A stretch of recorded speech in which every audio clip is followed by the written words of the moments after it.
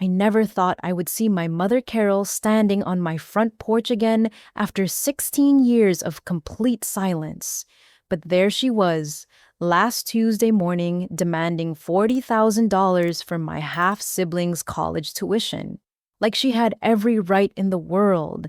The audacity hit me like a physical slap as I stared at the woman who had thrown me out at 16 when I was pregnant and scared, choosing her shiny new family with stepfather Brad over her own flesh and blood daughter. She looked older now, with worry lines etched deep around her eyes, but that same entitled expression I remembered from the night she literally tossed my belongings onto the front lawn while I begged her not to abandon me.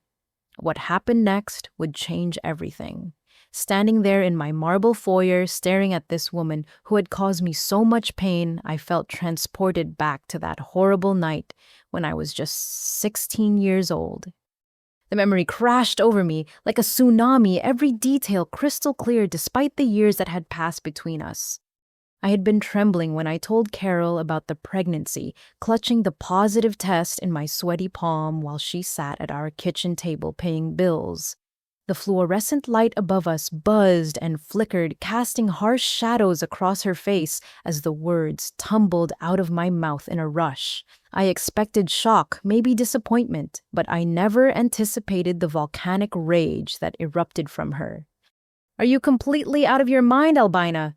she had screamed, slamming her coffee mug down so hard it cracked.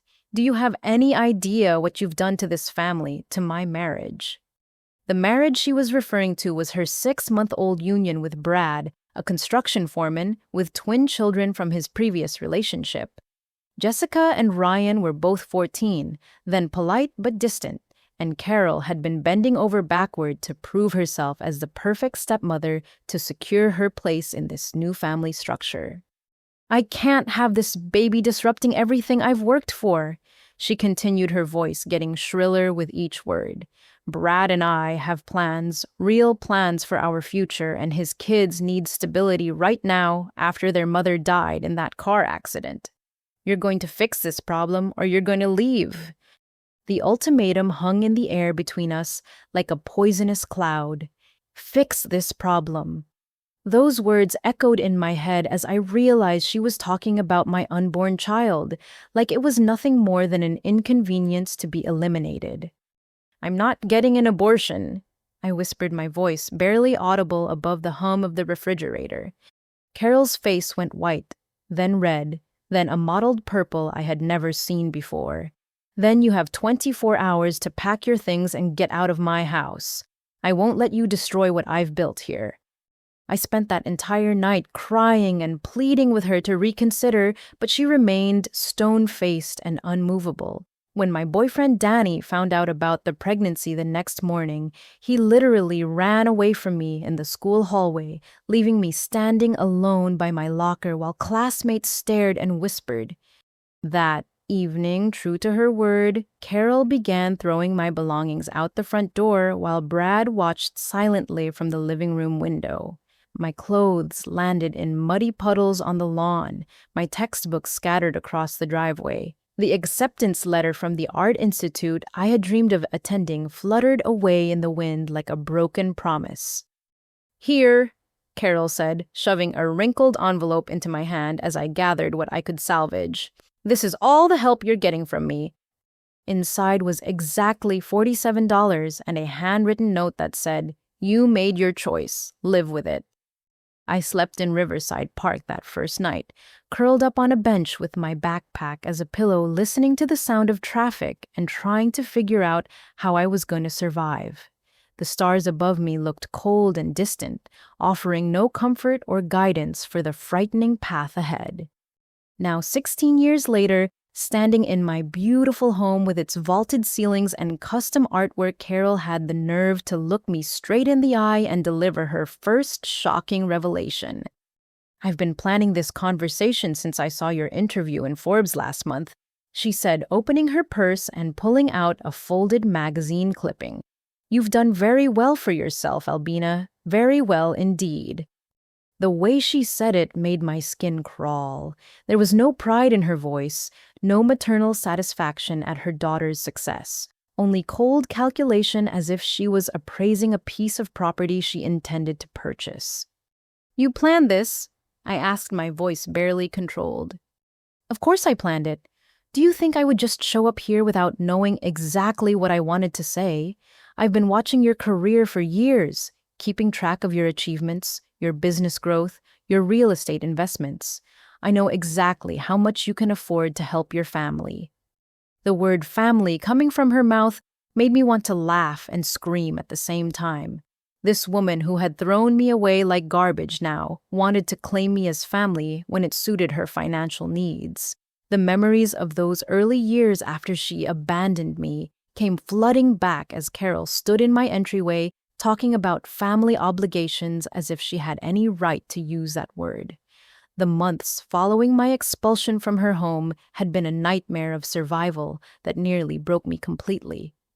I found work at Rosie's Diner, a greasy 24-hour restaurant on the wrong side of town where the fluorescent lights buzzed incessantly and the coffee always tasted burnt.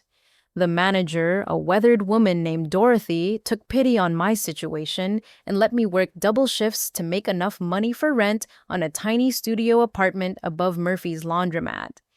The apartment was barely 300 square feet, with a hot plate for cooking and a bathroom so small I could touch both walls while sitting on the toilet. The constant rumble and vibration from the washing machines below made it impossible to sleep soundly, but it was shelter, and shelter was more than I had been guaranteed when Carol threw me out.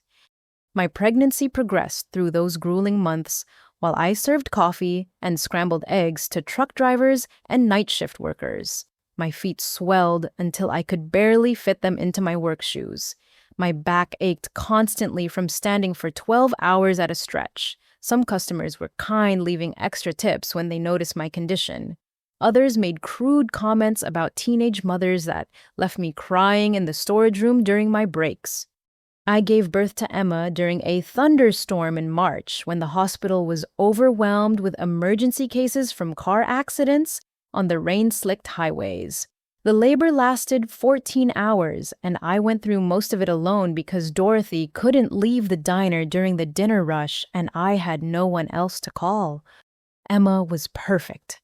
7 pounds, 3 ounces of pure love with the tiniest fingers I had ever seen, and a cry that sounded like a kitten mewing. I named her after my grandmother, who had died when I was 12 and was the only person in my family who had ever made me feel truly valued. For 8 months, Emma was my entire world. I worked nights at the diner while she slept, then spent my days playing with her on the threadbare carpet of our little apartment. She was starting to pull herself up on furniture and had just learned to clap her hands when she laughed. Her favorite toy was a stuffed yellow duck that made a squeaking sound when she squeezed it. I found her on a Tuesday morning in November. The apartment was unusually quiet when I woke up, and something in that silence made my heart skip. Emma always babbled to herself when she first woke up, talking to her mobile of dancing elephants in a language only she understood.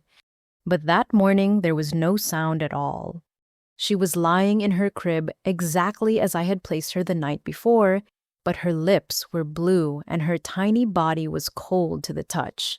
The doctor at the emergency room used words like sudden infant death syndrome and nothing you could have done. But all I heard was the sound of my heart shattering into pieces so small they could never be put back together again. The grief that followed nearly destroyed me completely. I stopped eating, stopped sleeping, stopped caring about anything at all. Dorothy had to force me to take time off work because I kept making mistakes with orders and breaking dishes. I would sit in that empty apartment for hours, holding Emma's yellow duck and listening to the washing machines below, wishing I could disappear entirely. But something inside me refused to give up. Maybe it was stubbornness inherited from my father, or maybe it was the fierce love I still carried for my daughter, even though she was gone. I started drawing again for the first time since high school, sketching Emma's face from memory and creating digital artwork on an old laptop Dorothy helped me buy.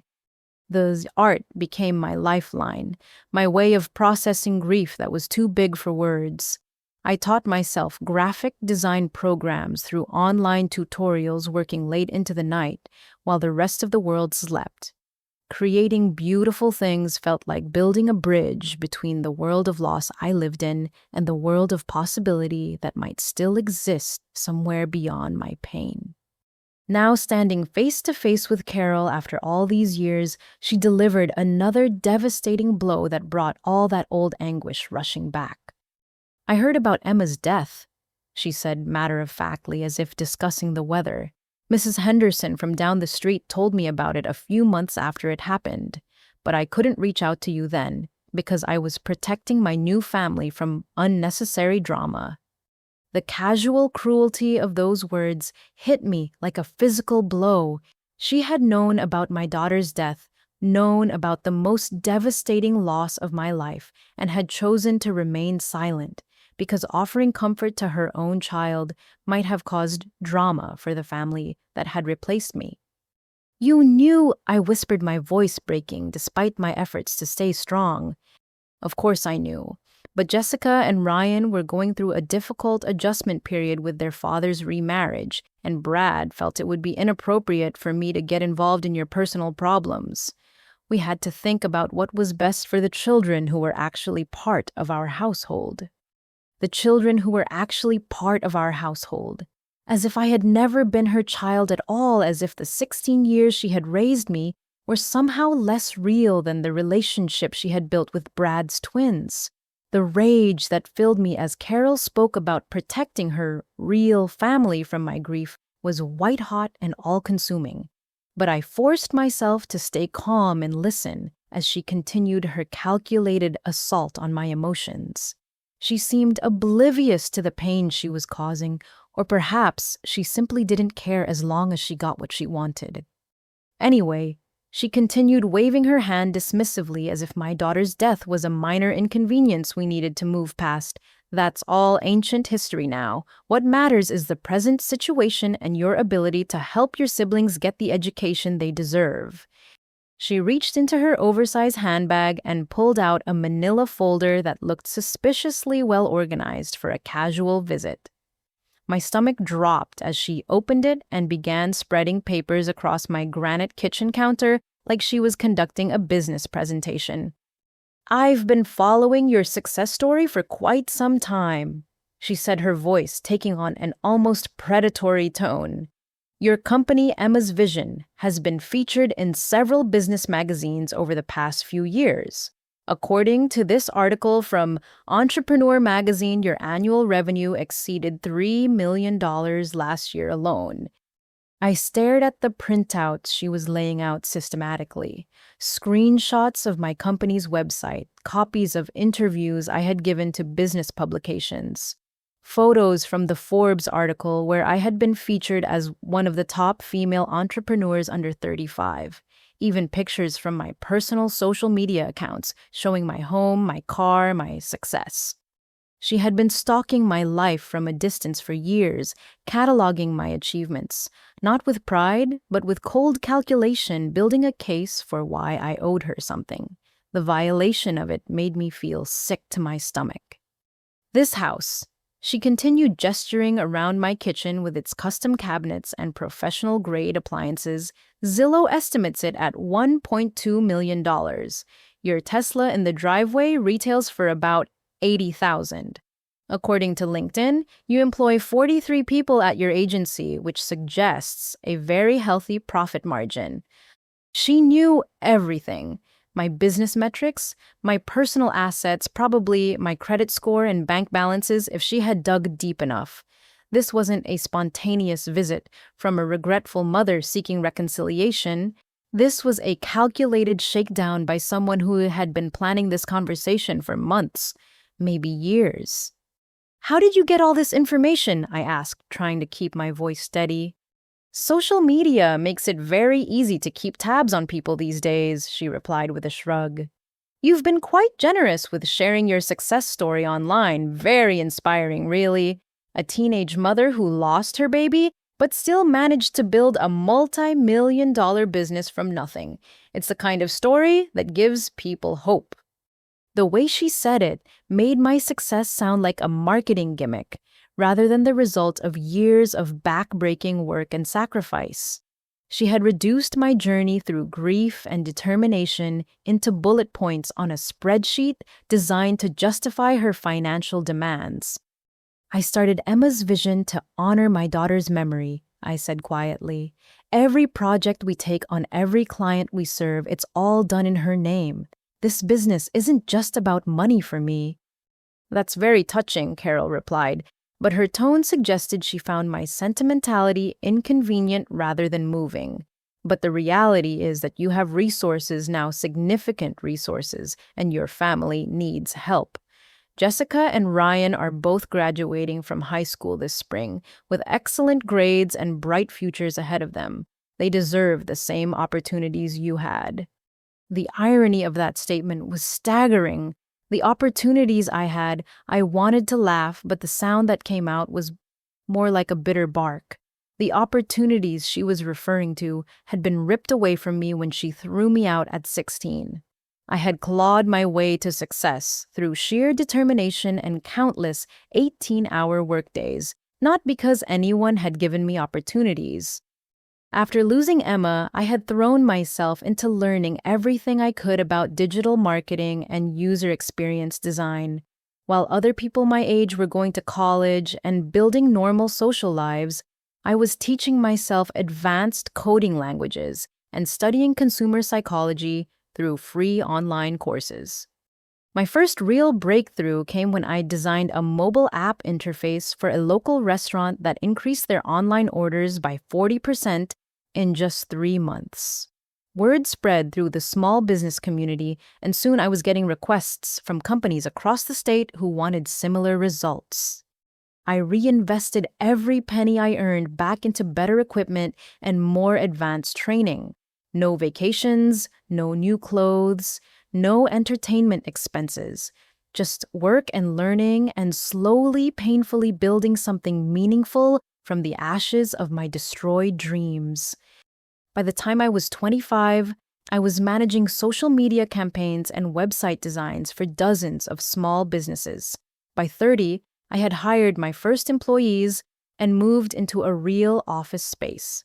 Now, at 32, Emma's vision employed over 40 talented designers, developers, and marketing specialists who helped businesses across the country connect with their customers in more authentic ways. Every success felt like a tribute to my daughter, whose brief life had taught me that love could exist even in the midst of overwhelming loss. I had named my company after her because I wanted her memory to be associated with creativity and hope rather than just tragedy. But Carol saw none of that emotional significance. To her, my business was simply a resource she could tap into to solve her family's problems. I know you're probably feeling some resentment about the past. She continued, folding her papers back into the manila folder with practiced efficiency. But you have to understand that I was in an impossible situation back then. Brad needed to know that I was committed to our marriage and to his children. Choosing to support you would have sent the wrong message about my priorities. Choosing to support me. She made it sound like I had been asking for a loan to buy a car rather than begging my own mother not to abandon me when I needed her most. You threw me out when I was pregnant and scared, I said, my voice getting stronger with each word. You chose your new husband over your own daughter. There's no way to spin that into something noble or necessary. I made the best decision I could with the information I had at the time, she replied coolly. And look how well things worked out for you. You're successful, independent, clearly capable of taking care of yourself. Maybe being forced to stand on your own 2 feet was exactly what you needed to reach your full potential. The audacity of claiming credit for my success was breathtaking. In her twisted logic, abandoning me had been a tough love approach that had ultimately benefited me. She was rewriting history to make herself the hero of my story rather than the villain. Carol's attempts to reframe my abandonment as some kind of character-building exercise were infuriating, but they were nothing compared to what came next. She settled herself more comfortably in my kitchen chair, clearly preparing for a longer negotiation than I had anticipated. Now that we've established your financial capacity and acknowledged that everything worked out for the best, she said, pulling a typed document from her folder, let's discuss the specific ways you can help your family moving forward. She slid the paper across the granite surface toward me, and I felt my blood pressure spike as I read what appeared to be an itemized list of demands. This wasn't just about college tuition for Jessica and Ryan. This was a comprehensive financial plan that would essentially make me responsible for supporting the entire family for the foreseeable future. Jessica has been accepted to State University for their social work program. Carol began reading from the document like she was presenting a business proposal. The total cost for 4 years, including tuition room and board books and living expenses, comes to approximately $42,000. Ryan wants to study mechanical engineering at the Technical Institute, which runs about $38,000 for his degree program. So far, the numbers were reasonable for college costs, though the expectation that I would pay them was not. But Carol was just getting started. Of course, that's just their education expenses, she continued smoothly. Brad and I have been living in the same house where all those unpleasant memories occurred 16 years ago. For our family's emotional health, we really need to relocate to a fresh environment where we can focus on healing and moving forward. We found a lovely 4-bedroom home in the Maple Heights subdivision that would be perfect for our needs. The down payment would be $75,000. I could feel my jaw dropping as she spoke. She wanted me to buy them a house because their current one had bad memories. The house where she had thrown me out onto the lawn like a bag of garbage was apparently too emotionally challenging for her to continue living in, but somehow she expected me to foot the bill for their escape from those memories. There's also the matter of ongoing support, she said, moving down her typed list with business-like efficiency. Jessica and Ryan will need spending money during college help with car payments, health insurance costs that aren't covered by Brad's construction benefits. I estimate about $1,500 per month per child until they graduate and find stable employment. $1,500 per month per child until they found jobs. That was $3,000 monthly, $36,000 per year potentially for the next 6 to 8 years, depending on how long it took them to establish their careers. She was talking about $250,000 or more in ongoing support payments. And naturally, Carol continued, apparently not finished with her assault on my financial resources. Brad and I aren't getting any younger. His construction work is hard on his body, and we need to start thinking about retirement planning. A modest monthly supplement of perhaps $2,000 would allow us to build some security for our golden years while ensuring we can continue supporting the children emotionally during their transition to adulthood.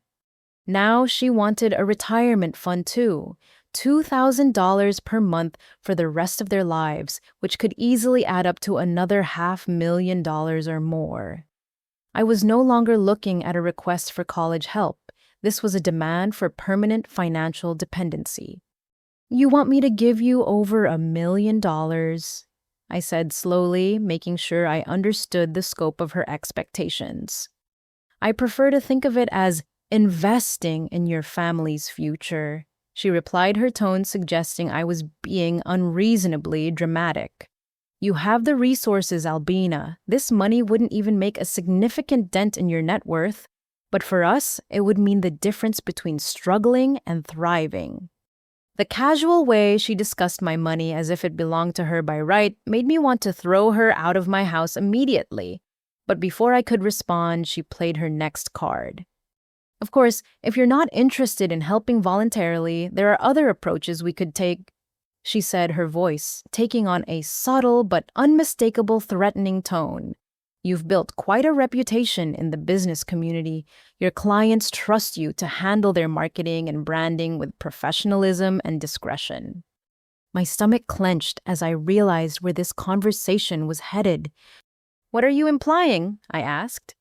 "I'm not implying anything," Carol replied with false innocence. "I'm simply observing that your business depends heavily on client confidence. Corporate executives can be quite particular about the personal stability of their service providers. They want to work with people who have their lives together, not individuals who are dealing with family dysfunction or personal instability." She reached into her purse again and pulled out another set of papers. These weren't business articles about my success. These were printouts of my therapy appointments, my prescription medication records, documentation of my treatment for anxiety and depression following Emma's death. "How did you get these?" I demanded, my voice shaking with rage and violation.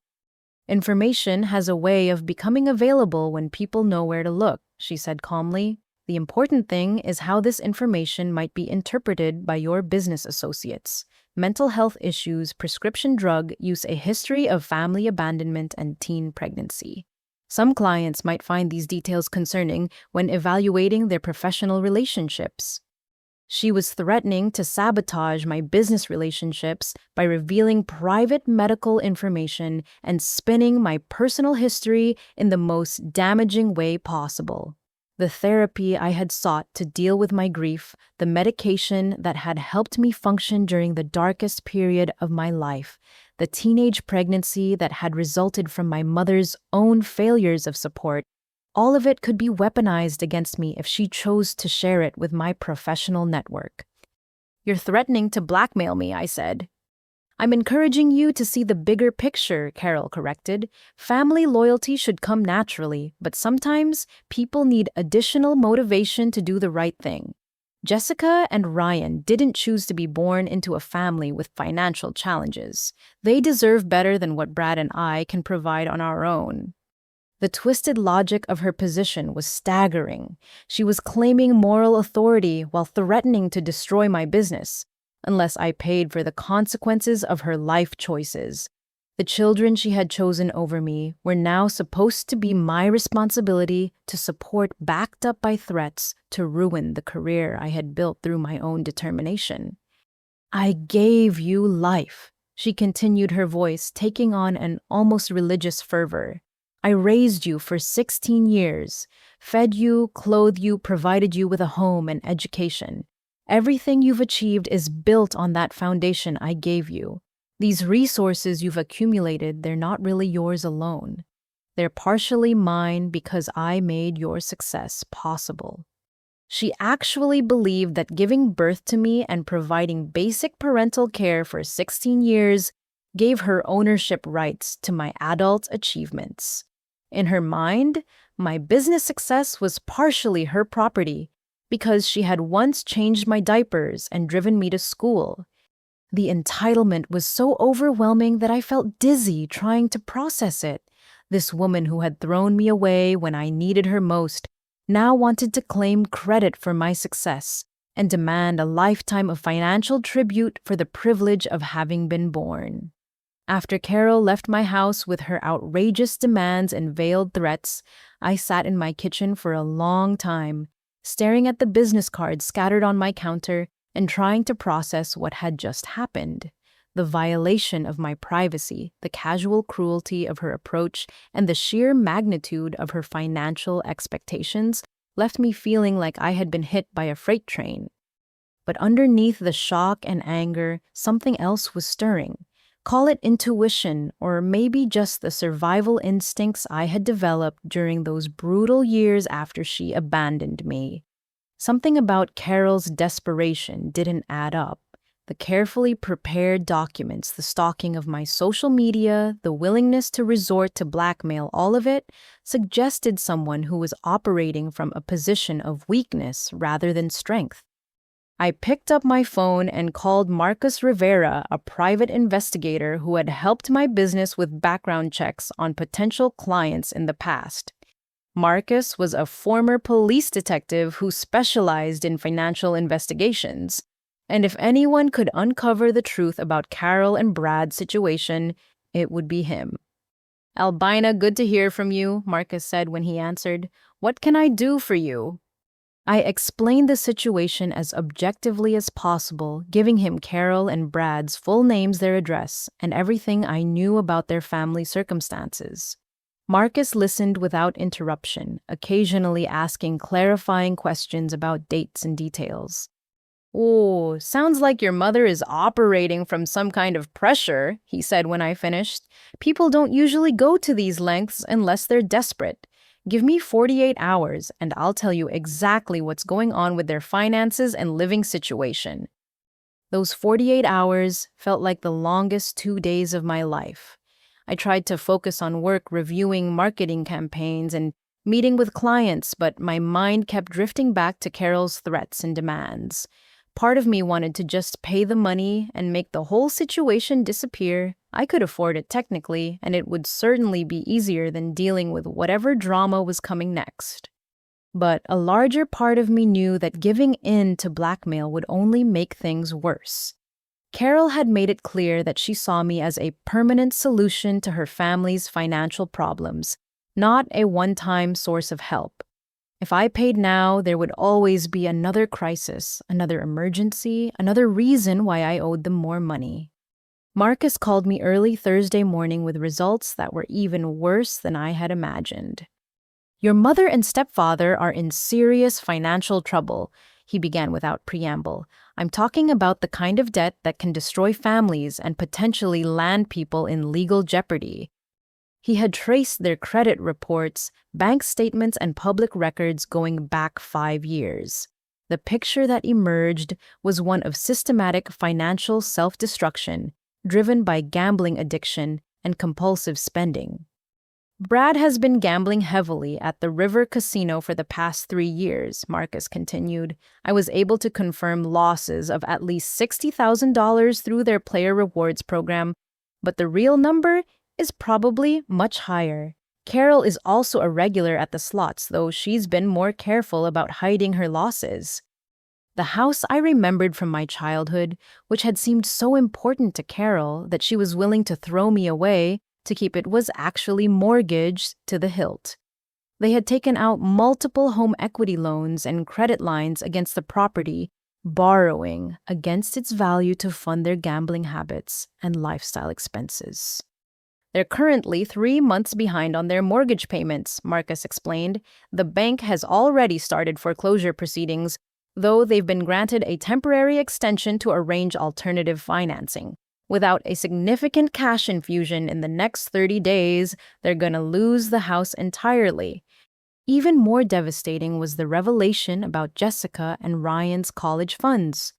Brad had been saving money for his children's education since his first wife died, building accounts that should have contained over $40,000 by now. But those accounts had been emptied 18 months ago to cover gambling debts and mortgage payments. The kids don't know, Marcus said. According to what I could find through school records and social media, both Jessica and Ryan believe their college expenses are covered. They've been making plans based on the assumption that their education is already funded. But perhaps the most shocking discovery was how Carol and Brad had been portraying me to their community and extended family. Through interviews with neighbors and former coworkers, Marcus had uncovered a web of lies that painted me as the villain in our family's story. Your mother has been telling people for years that you abandoned the family and stole money before disappearing, Marcus explained. According to Mrs. Patterson, who lives next door, Carol claims you were involved with drugs, got pregnant by a dealer, and took several $1,000s from your college fund before running away to avoid criminal charges. The fabricated story was detailed and consistent, suggesting that Carol had spent considerable time and effort crafting a narrative that would justify my absence while making her look like the victim of an ungrateful daughter's betrayal. She's also been telling people that you're now wealthy, but refuse to help your struggling family, Marcus continued. There's apparently a whole neighborhood narrative about how you've become successful and heartless, turning your back on the mother who raised you and the siblings who need your support.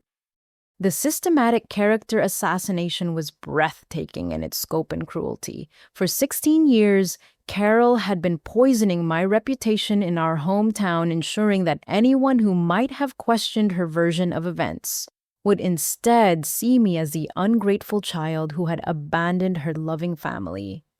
"What about Jessica and Ryan?" I asked. "What do they believe happened?" Marcus's pause before answering told me the news wasn't good. Based on conversations with their classmates and teachers, both kids believe you were a drug addict who stole money from the family before disappearing. They've been raised to think of you as someone who brought shame to the family and chose criminal behavior over responsibility. Jessica apparently wrote a school essay about overcoming the stigma of having a criminal sister who abandoned the family. My heart broke as I realized that my half-siblings had been fed lies about me their entire lives. They didn't know that I had been thrown out for being pregnant. They didn't know that I had struggled to survive on my own while building a successful business. They thought I was a criminal who had chosen drugs and theft over family loyalty. "There's one more thing," Marcus said, and something in his tone made me brace for another shock. "I found evidence that Carol has been monitoring your social media and business activities for at least 3 years. She has screenshots and printouts going back to when your company first started getting media attention. This isn't a recent decision to ask for money. She's been planning this approach for a very long time." The premeditation was almost more disturbing than the lies. Carol hadn't reached out to me in a moment of crisis. She had been calculating and strategizing, building a case for why I owed her money while simultaneously destroying my reputation in our shared community. "What do you recommend?" I asked. "Document everything," Marcus replied immediately. "Don't give her any money right now, no matter how much pressure she applies, and be prepared for this situation to get much worse before it gets better. People with gambling addictions and serious debt problems don't usually accept no as a final answer." As I hung up the phone, I realized that the woman who had shown up at my door wasn't really my mother anymore.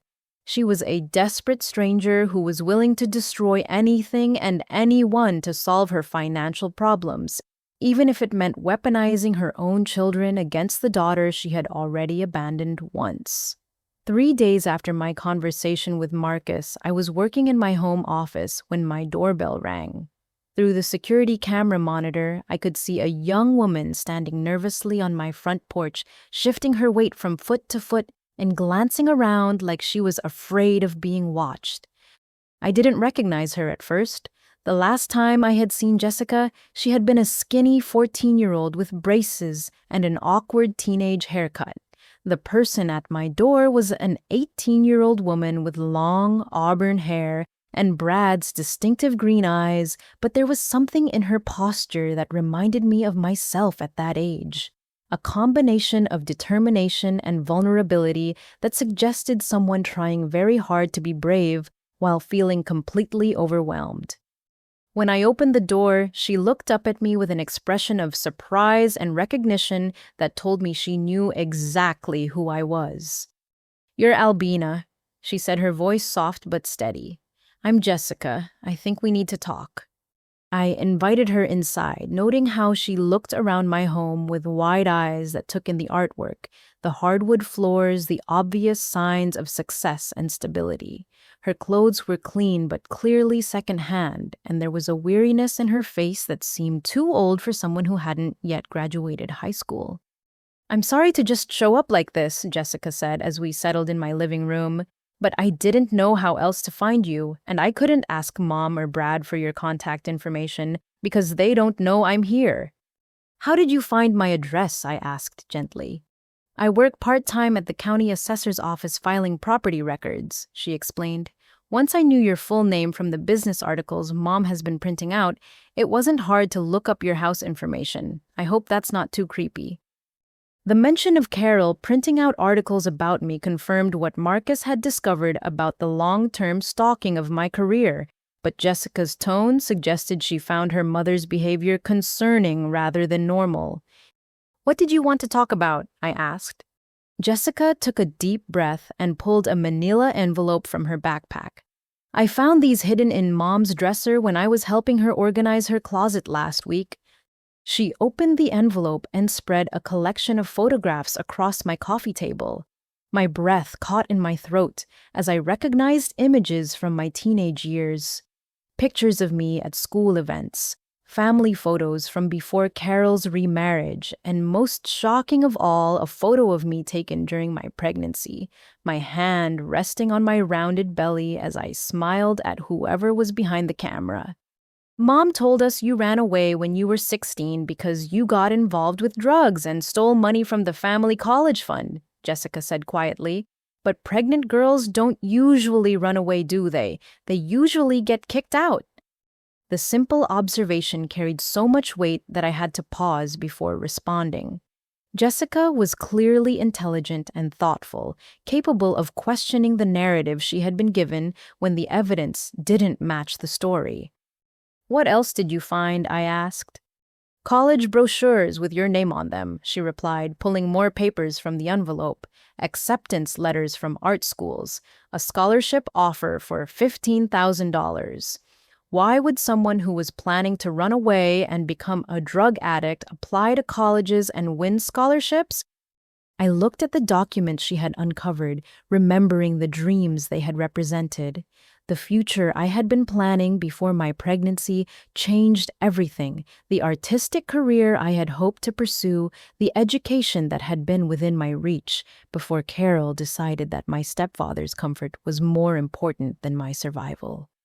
"There's something else," Jessica continued, her voice getting smaller.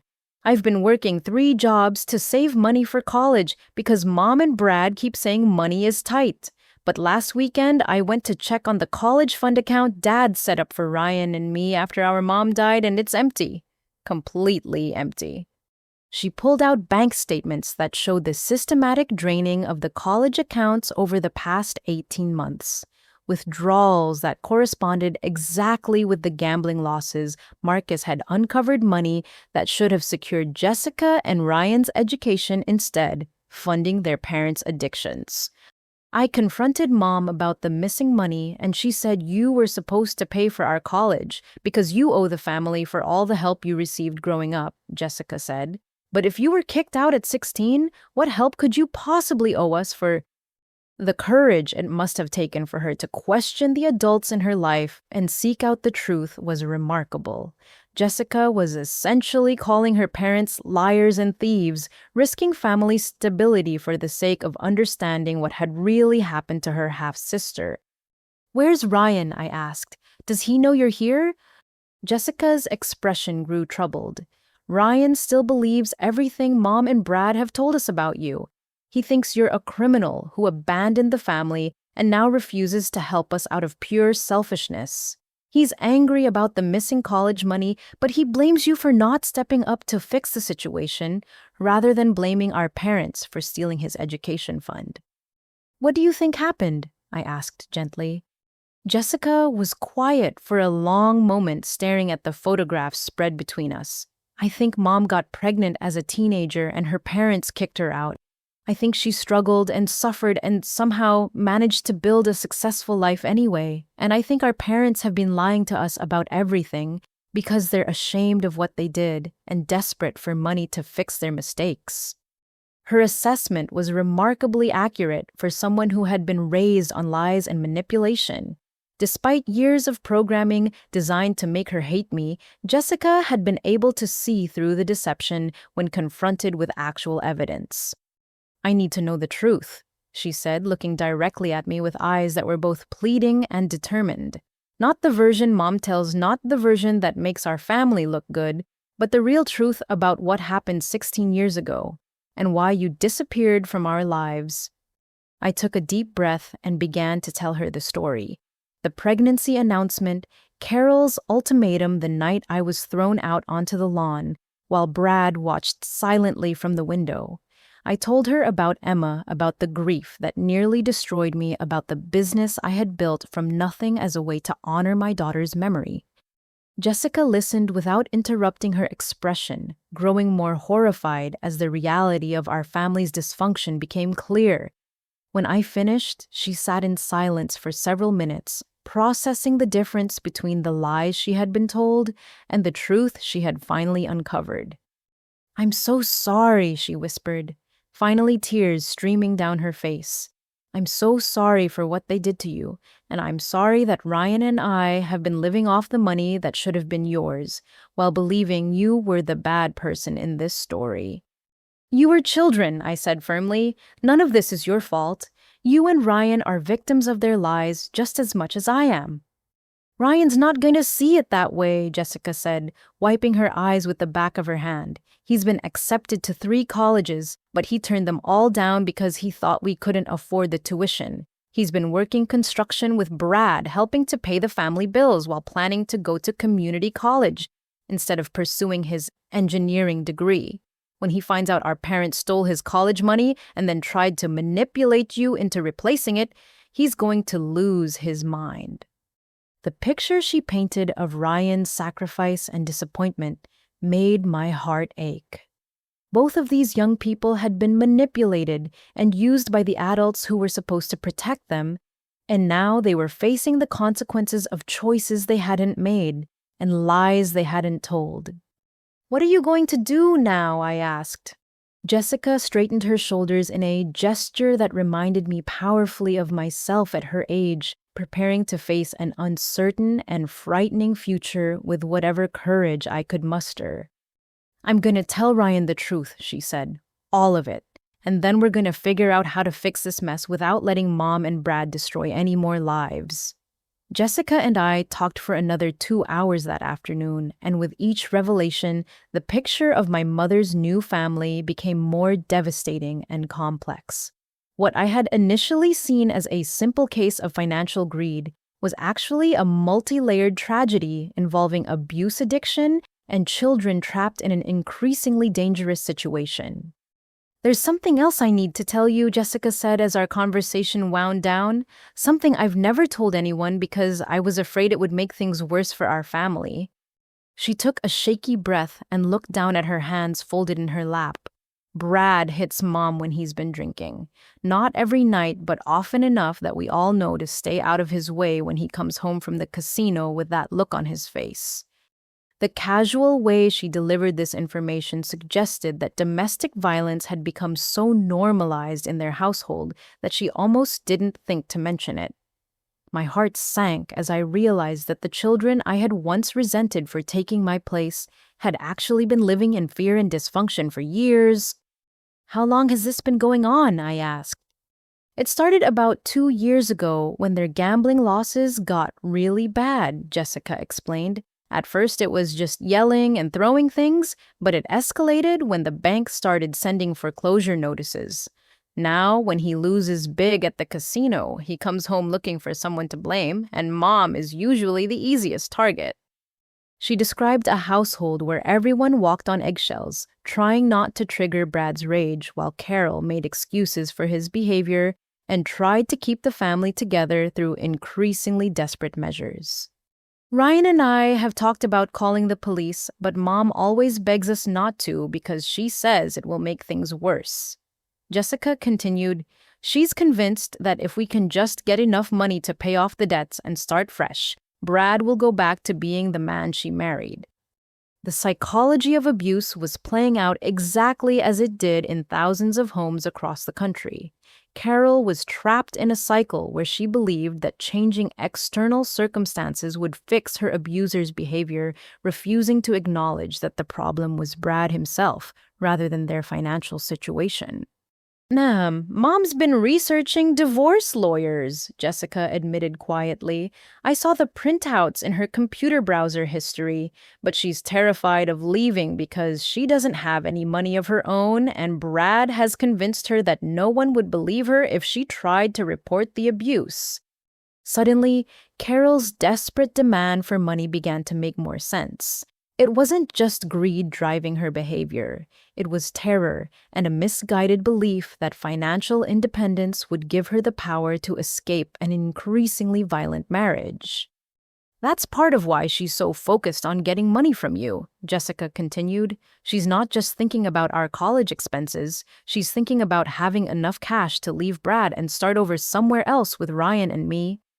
The revelation reframed Carol's threats and manipulation as the actions of someone who felt cornered and desperate rather than simply entitled.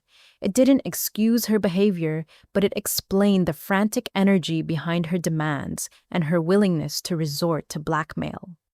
"What about Ryan?" I asked. "How is he handling all of this?" Jessica's expression grew even more troubled.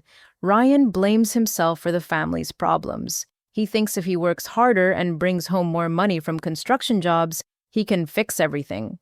He's been giving his entire paycheck to Mom and Brad for the past 6 months, telling them he doesn't need spending money because he's focused on helping the family." The picture she painted of her brother was heartbreaking. A young man sacrificing his own future in a desperate attempt to save a family that was being destroyed by forces completely beyond his control. He turned down his acceptance to State University's engineering program because he couldn't bear the thought of spending money on his education while the family was struggling, Jessica continued. He was supposed to start there in the fall with a partial scholarship, but he told them he needed to defer for financial reasons. Ryan's sacrifice made the situation even more tragic. He was giving up his dreams to support a family system that was fundamentally broken, pouring his energy and resources into a black hole created by addiction and abuse. "There's something else," Jessica said, her voice dropping to almost a whisper. "I think Ryan is depressed, like seriously depressed. He's been talking about how maybe it would be better for everyone if he wasn't around to be a financial burden. Last week, I found him sitting in his car in the garage with the engine running, and when I asked him what he was doing, he said he was just thinking about things." The implication of what she was describing made my blood run cold. Ryan wasn't just sacrificing his future for the family. He was contemplating ending his life because he felt responsible for problems he hadn't created and couldn't solve. "Have you talked to him about getting help?" I asked. "I tried, but he just gets angry and says there's no point in talking to therapists when the real problem is money," Jessica replied. "He's convinced that if he can just work hard enough and save enough, he can fix everything that's wrong with our family."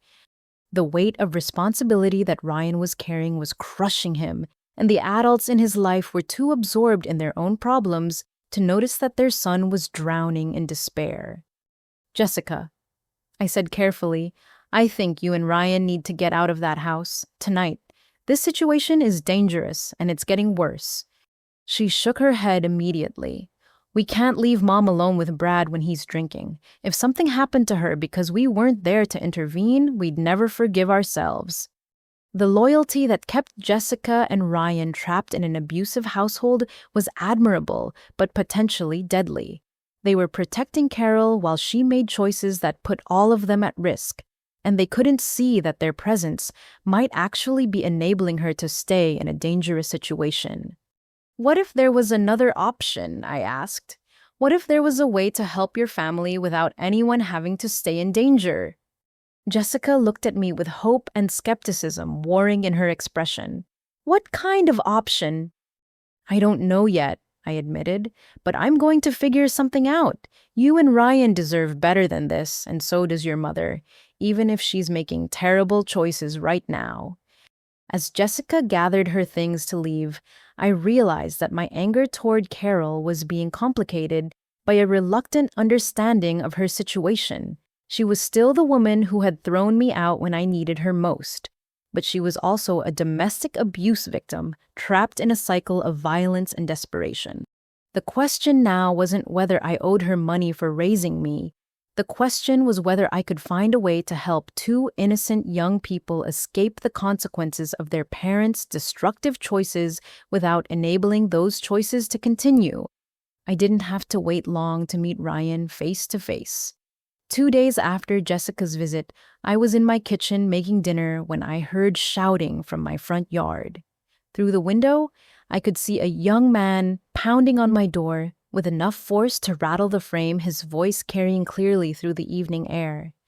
"I know you're in there. You can't hide from your family forever." I recognized him immediately, even though he had grown from the gangly 14-year-old I remembered. into a broad-shouldered young man who clearly spent his days doing physical labor. He had Brad's build and Carol's dark hair, but there was something in his face that reminded me of my father, a stubborn determination that I had inherited as well. When I opened the door, the smell of alcohol hit me immediately. Ryan was drunk, swaying slightly on his feet, his eyes red-rimmed and furious. Behind him, I could see Jessica climbing out of a car parked at the curb, her expression panicked as she hurried toward the house. "So, you're the famous Albina," Ryan said, his words slightly slurred but still coherent. "The sister who got rich and forgot where she came from." "Ryan, please," Jessica called out as she reached the front steps. "This isn't the way to handle this." But Ryan ignored her, pushing past me into my entryway with the aggressive confidence that alcohol often provides. "Nice place," he said, looking around at my home with obvious resentment. "Really nice. Must be comfortable living in luxury while your family loses everything." I could see that Jessica had told him at least part of the truth about our family's history, but his anger suggested that he was still processing the information through the filter of years of lies and manipulation. "Jessica told me some interesting stories about you." Ryan continued, moving into my living room and pacing like a caged animal. "About how you got kicked out for being pregnant, instead of running away like Mom always said. About how you built this big, successful business while we've been struggling to keep our house."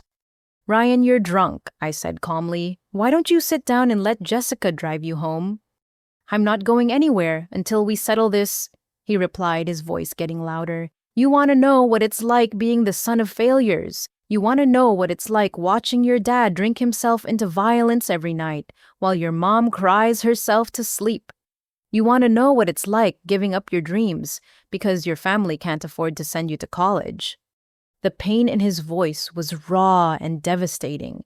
This wasn't just drunken anger. This was years of frustration and disappointment finally exploding after being held back by pride and family loyalty. I turned down 3 colleges. Ryan continued his pacing, becoming more erratic. 3. I had a partial scholarship to study engineering, something I've wanted to do since I was 10 years old, and I turned it down because I thought we couldn't afford the rest of the tuition. He spun around to face me, his eyes blazing with fury and anguish. "But we could have afforded it, couldn't we? If our parents hadn't stolen my college money to feed their gambling addiction, if they hadn't spent 16 years lying about why you disappeared from our lives." "Ryan," Jessica said softly, "you need to calm down." "Calm down," Ryan laughed bitterly. "My entire life has been a lie, Jess. Everything we were told about why our family struggles, everything we believed about why Albina never helped us, all of it, was complete garbage designed to cover up the fact that our parents are selfish, destructive people who put their own needs above their children's welfare." He was right, and the truth of it was clearly tearing him apart. The moral foundation he had built his identity on, the belief that hard work and family loyalty would eventually fix their problems, had crumbled when confronted with the reality of addiction and abuse. "You know what the worst part is?" Ryan asked, turning back to me. "I've been planning to kill myself because I thought I was a burden on the family. I've been working 16-hour days in construction, giving every penny to Mom and Brad, and telling myself that maybe they'd be better off without another mouth to feed." The casual way he mentioned suicide made Jessica gasp and my heart stop. "Ryan, no," she whispered. "Oh yes," he continued, his voice taking on a manic energy. "I had it all planned out. Make it look like an accident at a construction site so they could collect my life insurance money. $25,000 would go a long way toward fixing their problems, right? And they wouldn't have to worry about paying for my college or supporting me while I figured out my career." He laughed again, but the sound was broken and terrible. "But now I find out that there was always money available for college. There was always family support. It was just being withheld from us while our parents played victim and blamed everyone else for their problems." The self-blame and despair he was carrying were crushing him, and I could see that alcohol had removed his normal emotional filters, allowing all the pain he had been suppressing to pour out at once. I've been working myself to death, trying to save a family that was already dead, Ryan said, his voice beginning to crack. I've been sacrificing my future for people who had already sacrificed their children's future for their own addiction. He stumbled slightly and had to steady himself against my bookshelf. That's when I realized he wasn't just drunk. He was having some kind of emotional breakdown, and the alcohol was amplifying feelings that had been building for months or years. Ryan, I said gently, you're not responsible for fixing your parents' problems. You never were. But I should have been able to help, he replied, tears starting to stream down his face. I'm strong, I work hard, I don't ask for anything for myself. If I can't keep my family together, what good am I? The question revealed the depth of his misplaced guilt and responsibility. Ryan had been carrying the weight of his entire family's dysfunction on his shoulders, believing that his worth as a person was measured by his ability to solve problems he hadn't created. You're 18 years old, I said firmly. Your job isn't to save your parents from the consequences of their choices. Your job is to build your own life and your own future. What future? Ryan asked bitterly. I've already missed enrollment deadlines for this year. My scholarship offers have expired. Even if I wanted to go to college now, the money's gone and the opportunities have passed me by. Jessica moved closer to her brother, reaching out to touch his arm. Ryan, there are other options. We can figure this out together. But Ryan pulled away from her touch, his expression becoming desperate and wild.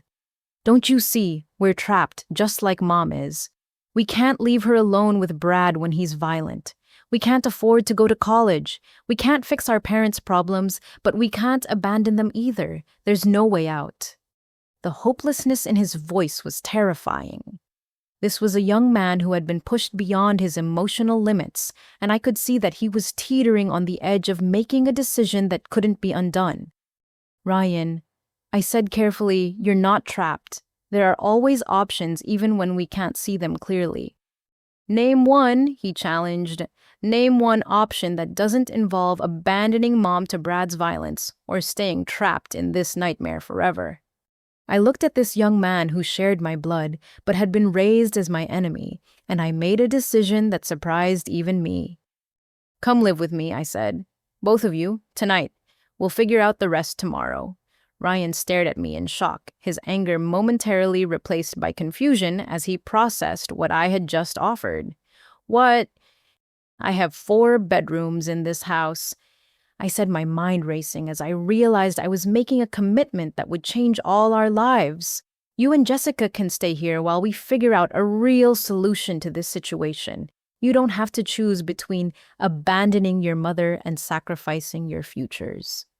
You can't be serious, Ryan said, but some of the desperate edge had left his voice.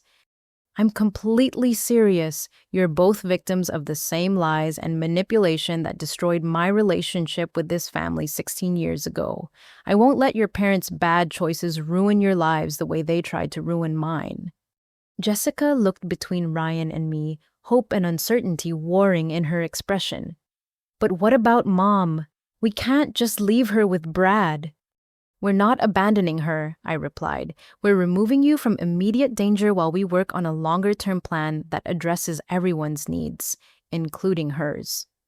Before anyone could respond, we heard a car door slam in my driveway, followed by the sound of hurried footsteps on my front walk. Through the window, I could see Carol approaching my front door at a near run, her face flushed with panic and anger. Oh no, Jessica whispered. She followed us here.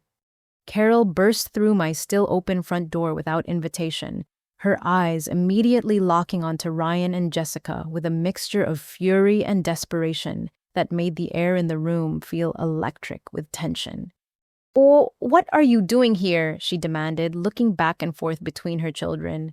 I told you both to stay away from her until I could handle this situation properly. Handle it, how, Mom? Jessica asked, her voice steadier than I expected. By lying about why Albina really left our family, by stealing our college money to pay for gambling debts, by threatening to blackmail her with private medical information. Carol's face went white as she realized how much her children had discovered about her schemes and deceptions. You don't understand the complexity of this situation, she said, but her voice lacked its usual commanding confidence. Then explain it to us, Ryan said, his earlier desperation now focused into sharp anger. Explain why you let me believe I was a financial burden on this family when there was family money available all along. Explain why you let me turn down college scholarships while you were gambling away my education fund. And explain why you told us our sister was a drug addict who stole from the family when you're the one who threw her out for being pregnant, Jessica added. Carol looked around my living room like a trapped animal, realizing that her years of careful lies were crumbling around her, and she no longer controlled the narrative that had held her new family together. You're too young to understand the impossible position I was in 16 years ago, she said, finally her voice beginning to crack under the weight of her children's accusations. Try us, Ryan said flatly. Carol sank into one of my chairs, suddenly looking older and more fragile than I had ever seen her. The confident woman who had showed up at my door with demands and threats was gone, replaced by someone who looked exhausted and defeated. Brad gave me an ultimatum, she said quietly, not meeting anyone's eyes. When Albina told me she was pregnant, Brad said he couldn't stay married to someone whose teenage daughter was going to bring that kind of chaos into our household. Jessica and Ryan had just lost their mother in that car accident 6 months earlier, and Brad said they needed stability and structure, not the drama of dealing with a pregnant teenager and a crying baby. The room was completely silent as Carol finally told the truth she had been hiding for 16 years. He said if I chose to support Albina through her pregnancy, he would take his children and leave, and I would be alone with a teenage mother and a baby, struggling financially with no way to support all of us. She continued, I was terrified of being abandoned again. I was terrified of being poor and alone with children I couldn't provide for. So you chose him over me, I said, my voice carefully controlled. I thought it was the practical choice, Carol replied, tears starting to flow down her cheeks. I thought you were strong enough to handle whatever came next, and I thought Jessica and Ryan needed the stability of a 2-parent household more than you needed my support. You thought wrong, Ryan said harshly. We needed a mother who had integrity and courage, not someone who would abandon her own child to keep a man happy. I've regretted that decision every single day since I made it, Carol said, looking up at me with genuine anguish in her eyes. I've followed your success for years, watching you build an amazing life and knowing that I had no part in it because I failed you when you needed me most. Then why didn't you reach out? Jessica asked. Why didn't you apologize or try to make things right? Because I was ashamed, Carol admitted, and because the longer I waited, the harder it became to admit what I had done. It was easier to create a story that made me the victim of your abandonment, rather than the perpetrator of it. And now you want money, I said. Now I'm desperate, Carol corrected. Brad's gambling addiction has destroyed our finances. His drinking has made him violent and unpredictable. I want to leave him, but I don't have the resources to start over on my own with 2 children who still need support. The truth was finally on the table, raw and painful and complicated. Carol wasn't just a greedy woman looking for easy money. She was an abuse victim who had made a terrible choice 16 years ago and was now trapped by the consequences of that choice, looking for a way out that wouldn't destroy her remaining children. I know I have no right to ask you for anything. Carol continued, looking directly at me for the first time since her confession began.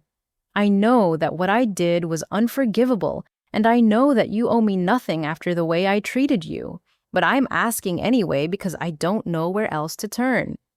The room fell silent again as we all processed the weight of what she had revealed. The lies were finally exposed, the manipulation was acknowledged, and the real family dynamics were laid bare for everyone to see. Mom, Jessica said softly, we can't fix this by getting money from Albina. We need to fix this by making better choices and dealing with the real problems in our family. And we can't do that while we're all living in fear of Brad's next violent outburst, Ryan added. Carol nodded slowly, seeming to understand that her children were no longer willing to enable her dysfunctional coping strategies. What do we do now? She asked, and for the first time in our conversation, she sounded like someone asking for help rather than demanding it.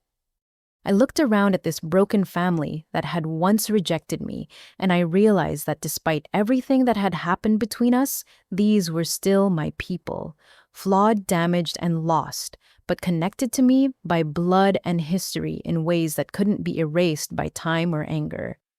Now we figure out how to break this cycle, I said, all of us together. We had been talking for about an hour, working through the emotional wreckage of 16 years of lies and trying to figure out a path forward when my security system chimed with an alert that someone was approaching my front door. Through the camera feed on my phone, I could see Brad walking up my driveway with an unsteady gait that suggested he had been drinking heavily. Is that Dad? Jessica asked, looking at my phone screen with alarm. How did he know we were here? Ryan demanded, jumping up from his chair. Carol's face went ashen. I told him I was going to the grocery store. If he followed me here? She trailed off, but the fear in her voice told us everything we needed to know about what Brad was capable of when he felt betrayed. The pounding on my front door started before any of us could decide how to handle the situation. Brad's voice carried through the heavy wood, slurred but still commanding. Carol, get out here right now and bring those kids with you. Mom, we should call the police, Jessica whispered. But before Carol could respond, Brad's tone changed from angry to desperate, and what he said next made us all freeze with shock. Please, Carol, they're coming for the kids. The loan sharks are coming for Jessica and Ryan tonight, and I need money right now, or they're gonna hurt them. I opened the door to find Brad swaying on my front steps, his construction clothes dirty, and wrinkled his eyes wild with panic and alcohol. But what made my blood run cold was the gun tucked into his waistband, clearly visible beneath his untucked shirt. Brad, I said, carefully keeping my voice calm, why don't you come inside and we can talk about whatever's wrong? He pushed past me into my entryway, his eyes immediately finding Carol and the twins. There's no time to talk. I owe $50,000 to some very dangerous people, and they're not patient types. They told me if I don't have their money by midnight tonight, they're gonna take Jessica and Ryan as collateral. What are you talking about? Carol demanded, but her voice shook with terror. The casino isn't just about gambling, Brad said, running his hands through his hair frantically. Some of the high-stakes games are run by people who don't report their income to the IRS, if you know what I mean. When I started losing big, they offered to extend me credit at friendly interest rates. Real friendly, 20% per week kind of friendly. The scope of his financial problems was apparently much worse than even Marcus had uncovered. Brad hadn't just been gambling away their legitimate savings. He had been borrowing money from loan sharks using his family as collateral for debts he couldn't possibly repay. $50,000, Brad, Carol asked incredulously. How could you owe that much money? It started at $10,000. Brad replied, his voice breaking with shame and fear. But the interest compounds fast, and when I couldn't make payments, they kept adding penalties and fees. Now they're saying if I don't pay the full amount tonight, they're going to sell Jessica and Ryan to human trafficking networks to recoup their investment. The room went completely silent as the true horror of the situation sank in. This wasn't about gambling addiction anymore. This was about organized crime, and Jessica and Ryan were apparently being used as leverage to ensure Brad's compliance with payment demands. Please, Albina, Brad said, turning to me with desperation I had never seen in another human being. I know I don't deserve any help from you. I know what we did 16 years ago was unforgivable. But Jessica and Ryan don't deserve to pay for my mistakes. They're good kids, and if something happens to them because I was too proud and too stupid to ask for help sooner. He couldn't finish the sentence, but he didn't need to. The implications were clear and terrifying. Brad, you need to call the police, I said firmly. If there are people threatening to kidnap Jessica and Ryan, that's a federal crime. The FBI handles human trafficking cases.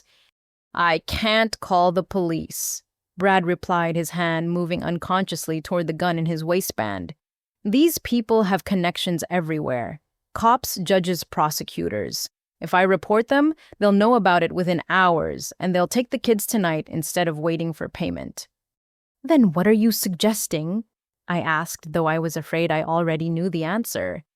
I need you to give me the money, Brad said simply. $50,000 in cash right now so I can pay these people off and get them to leave my family alone forever. The irony of the situation was staggering. The man who had forced Carol to choose between her daughter and their marriage was now begging that same daughter to save the children who had replaced her. The stepfather, who had stood silently while I was thrown out onto the lawn, was now asking me to risk my own safety to protect his offspring. Even if I gave you the money, I said carefully, what guarantee do we have that this would actually end the threats? People who loan money at 20% per week don't usually just walk away from profitable relationships. I don't know, Brad admitted, but I have to try something. If I do nothing, Jessica and Ryan are going to disappear tonight and I'll never see them again. Ryan stepped forward, his face pale but determined. Dad, maybe we should just run, all of us, leave town tonight and start over somewhere else. Oh, with what money? Brad asked bitterly. We can't even afford gas to get out of the state, much less establish new identities and find work in a place where these people can't track us down. Then let them take me, Ryan said quietly. If it's about collateral, take me and leave Jessica alone. She's got a chance at college and a real future. I'm just a construction worker who already gave up his education. My life isn't worth as much as hers. Ryan, no! Jessica screamed, grabbing her brother's arm. Don't you dare talk like that. It makes sense. Ryan continued, his voice getting stronger as he worked through the logic of self-sacrifice. One person is easier to rescue than two, and if they only take me, you can use whatever money Albina might give you to hire private investigators or bounty hunters to find me later. The casual way he was discussing his own potential kidnapping was heartbreaking and terrifying. This young man had been carrying so much guilt and responsibility for his family's problems that he was willing to sacrifice himself to solve them. Nobody is getting taken by loan sharks, I read firmly. We're going to find another solution. There is no other solution, Brad replied, his desperation making him more aggressive. Unless you're willing to write a check for $50,000 right now, my children are going to disappear tonight, and it will be your fault for not helping when you had the power to save them. The manipulation was breathtaking. Brad was trying to make me responsible for the consequences of his criminal associations and gambling addiction. He was essentially holding a gun to his own children's heads and demanding I pay ransom for their safety. Was Spraddy, I said, trying to keep my voice calm while my mind raced through possible options. Why don't you put the gun away and let's think through this situation logically? Maybe there's a solution none of us have considered yet. The gun stays where it is, Brad replied, his hand moving to rest on the weapon's handle. Because if I can't get the money to pay these people, I'm going to use it on myself rather than watch my children get taken. At least, my life insurance would give Carol some resources to try to find them. The threat of suicide was apparently his backup plan if extortion didn't work. Brad was so deep in despair and panic that he was willing to destroy himself if he couldn't find a way to protect Jessica and Ryan from the consequences of his choices. But before anyone could respond to his threat, we heard the sound of car doors slamming in my driveway. Through the window, I could see three men in expensive suits getting out of a black sedan and walking toward my front door with the confident stride of people who were accustomed to getting their way through intimidation. "They're here," Brad whispered, his face going completely white. "They found us." The pounding on my door was different from Brad's frantic knocking. This was measured patient and somehow more terrifying because of its restraint.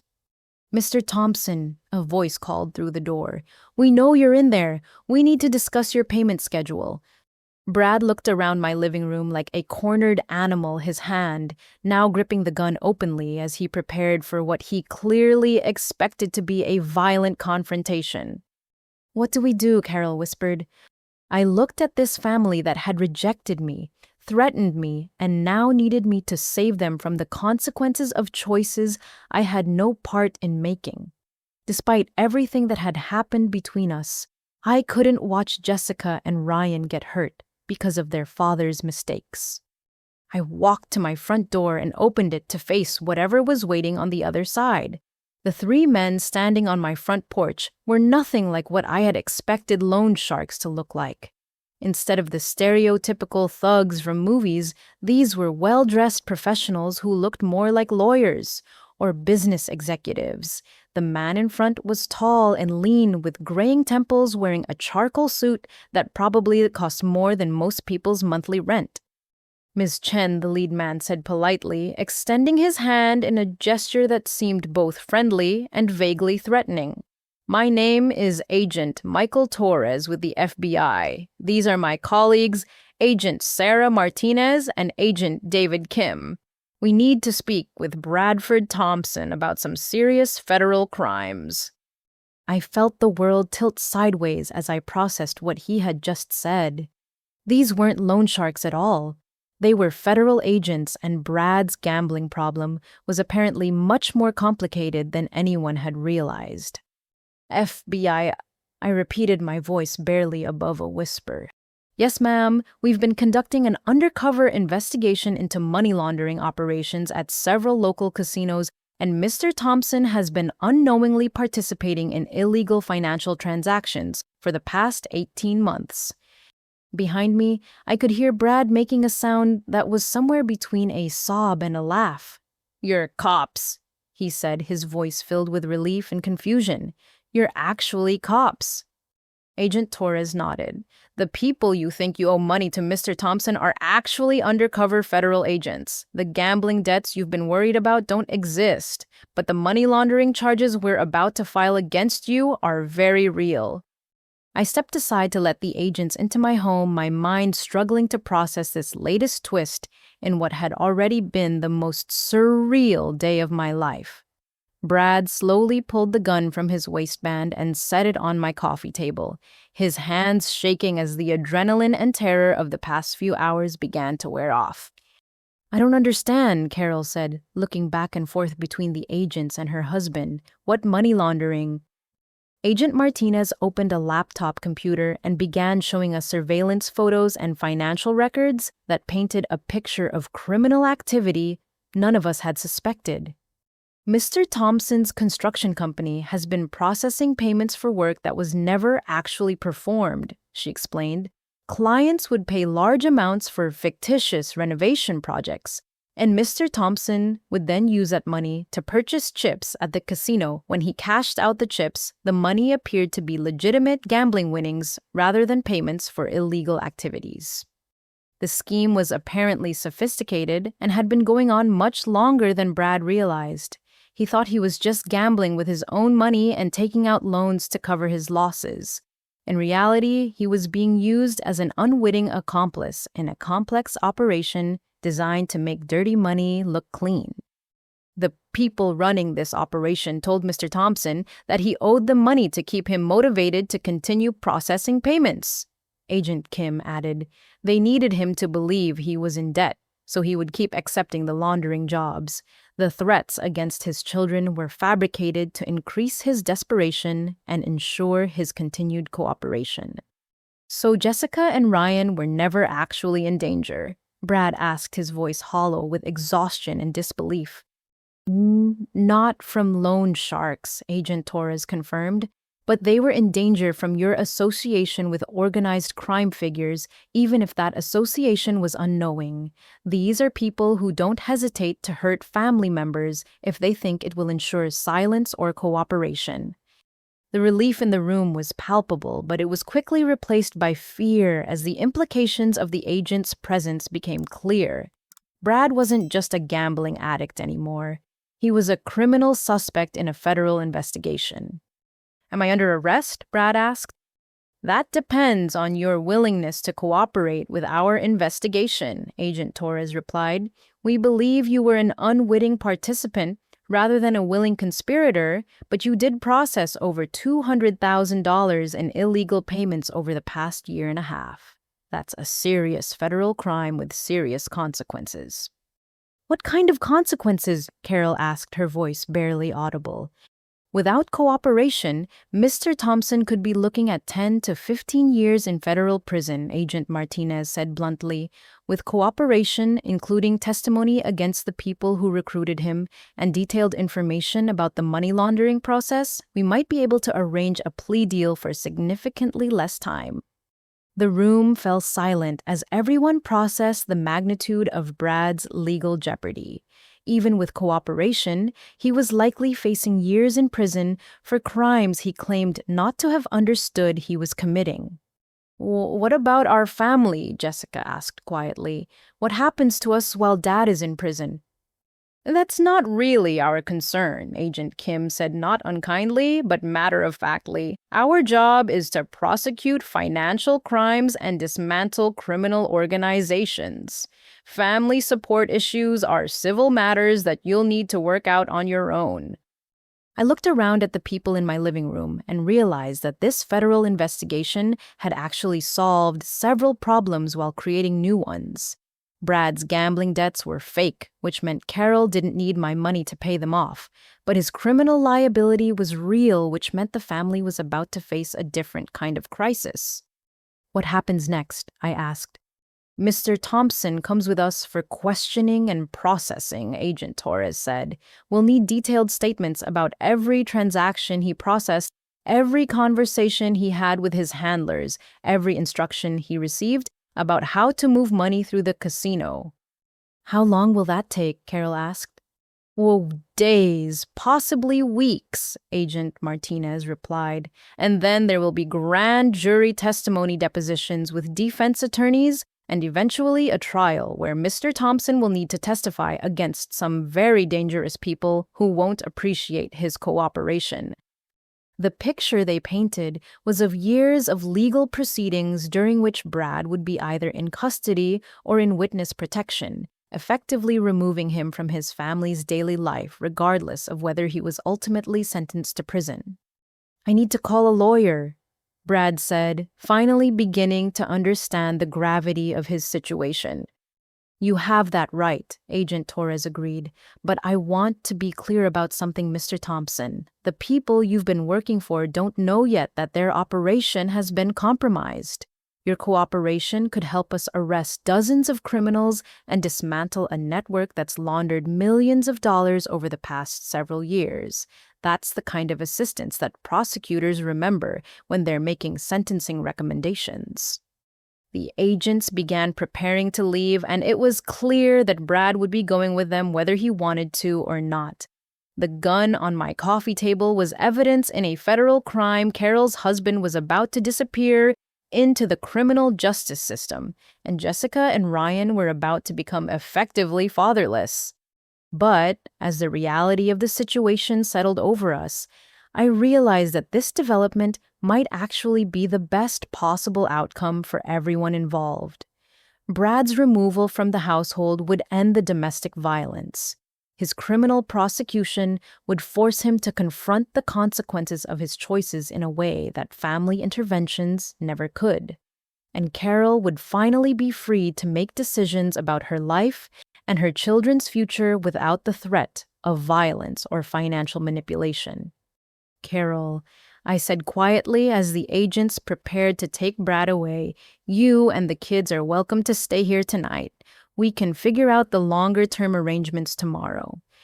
She looked at me with tears streaming down her face, but for the first time since she had arrived at my door, there was hope in her expression rather than desperation. "Thank you," she whispered, "for everything."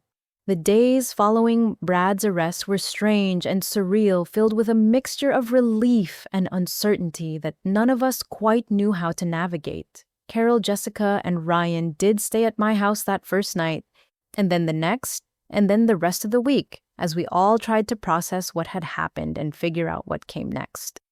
On Thursday morning, exactly 1 week after Carol had first showed up at my door demanding money, I was having coffee in my kitchen when my attorney called with news that would change everything once again. "Albina, we need to meet today," Patricia said without preamble. "I've been reviewing the financial documents you asked me to examine in connection with your family situation, and I've found something significant." An hour later, I was sitting in Patricia's downtown office while she spread legal documents across her conference table with the same methodical precision Carol had used when presenting her demands for money. "Your paternal grandmother, Eleanor Chen, died when you were 12 years old," Patricia began. "According to her will, she established a trust fund for your education and future welfare that was supposed to be turned over to you on your 18th birthday. I remembered my grandmother vaguely. She had lived in California and visited our family maybe once a year when I was growing up. She always brought elaborate gifts and talked about how important education was for young women, but she had seemed like a distant relative rather than someone with a major role in my life. The trust was initially funded with $50,000. Patricia continued, but it was invested in index funds and blue chip stocks that have performed very well over the past 20 years. The current value is approximately $212,000. I stared at the balance sheet she handed me, trying to process what I was seeing. $200,000, but I never received any trust fund money when I turned 18. "That's because your mother was designated as the trustee responsible for managing the account until you reached the age of majority," Patricia explained.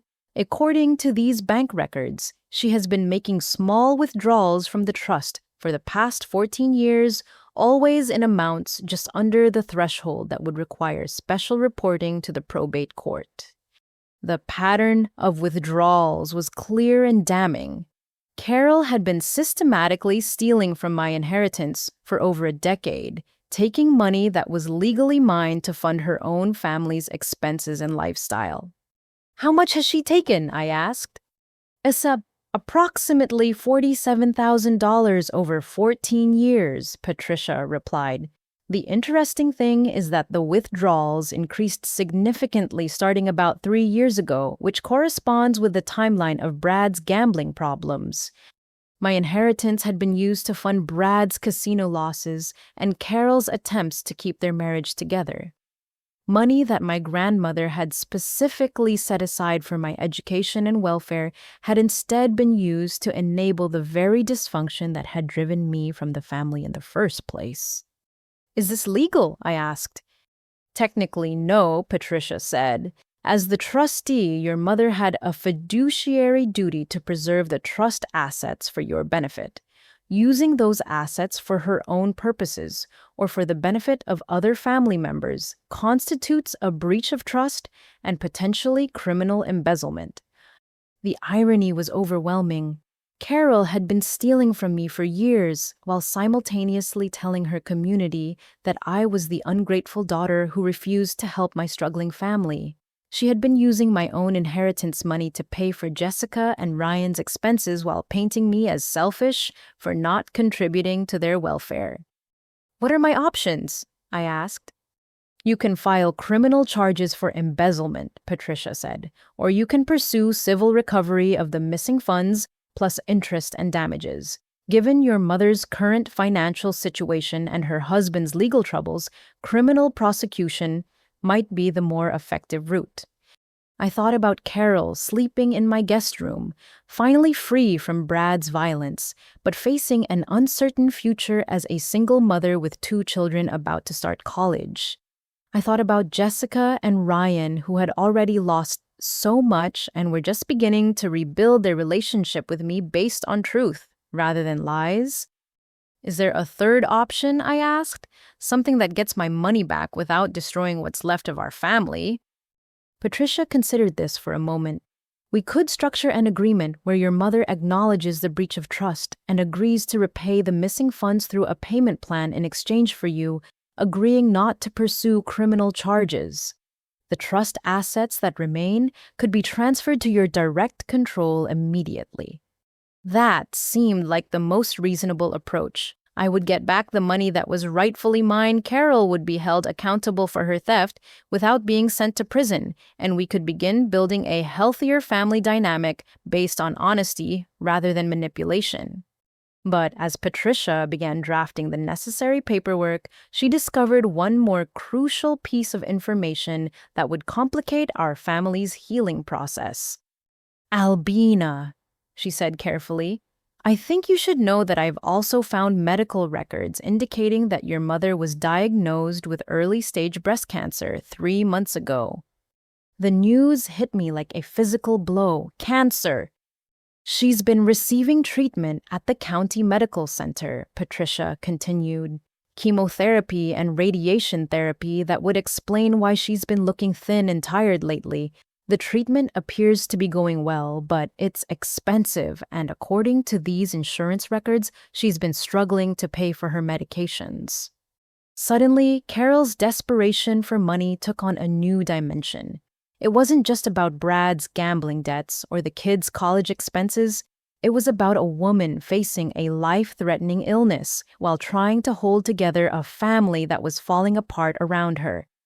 The cancer diagnosis didn't excuse her theft or her years of lies, but it did explain the frantic energy behind her recent behavior. She was facing mortality while dealing with financial ruin, an abusive marriage, and children who needed support she couldn't provide. When I returned home that afternoon, I found Carol in my kitchen, preparing dinner for Jessica and Ryan, moving slowly, but with determination that reminded me of myself during the hardest periods of my own life. We need to talk, I said quietly. Carol looked up from the vegetables she was chopping, and I could see in her eyes that she knew this conversation would be different from the others we had shared over the past week. It's about the trust fund, isn't it? She asked. I nodded. And about the cancer you haven't told anyone about? Carol's knife stopped moving, and for a moment she looked like she might collapse. Then she set the blade down carefully and turned to face me with the same resigned expression she had worn when confessing the truth about my abandonment. How long have you known? She asked. About the trust fund or about the cancer? Both. I found out about both of them today, I replied. The question is, how long have you been dealing with these problems alone? Carol was quiet for a long moment, and when she finally spoke, her voice was so soft I could barely hear her. I've been sick for 3 months, she said, and I've been stealing from your trust fund for 14 years.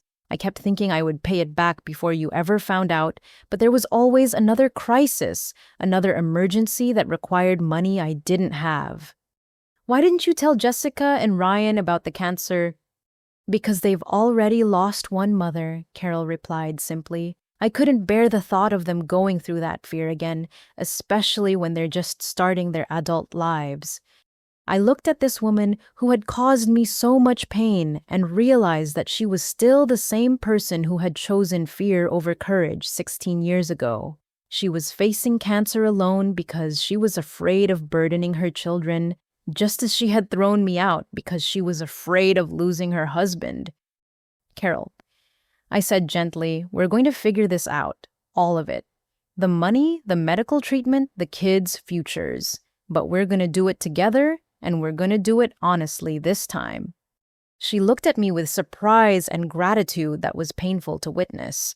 Why would you help me after everything I've done to you? Because Jessica and Ryan need their mother, I said, and because everyone deserves a chance to make things right, even if it takes 16 years to get there.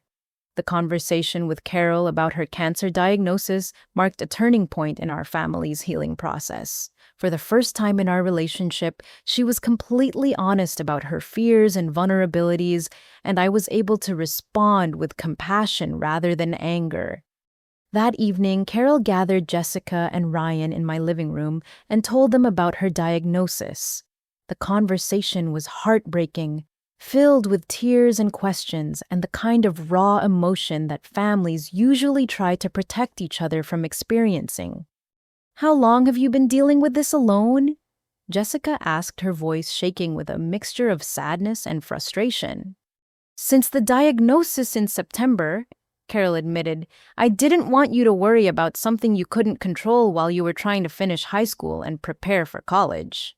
"That wasn't your decision to make," Ryan said firmly. "We're your family. We should have been supporting you through this." The role reversal was striking.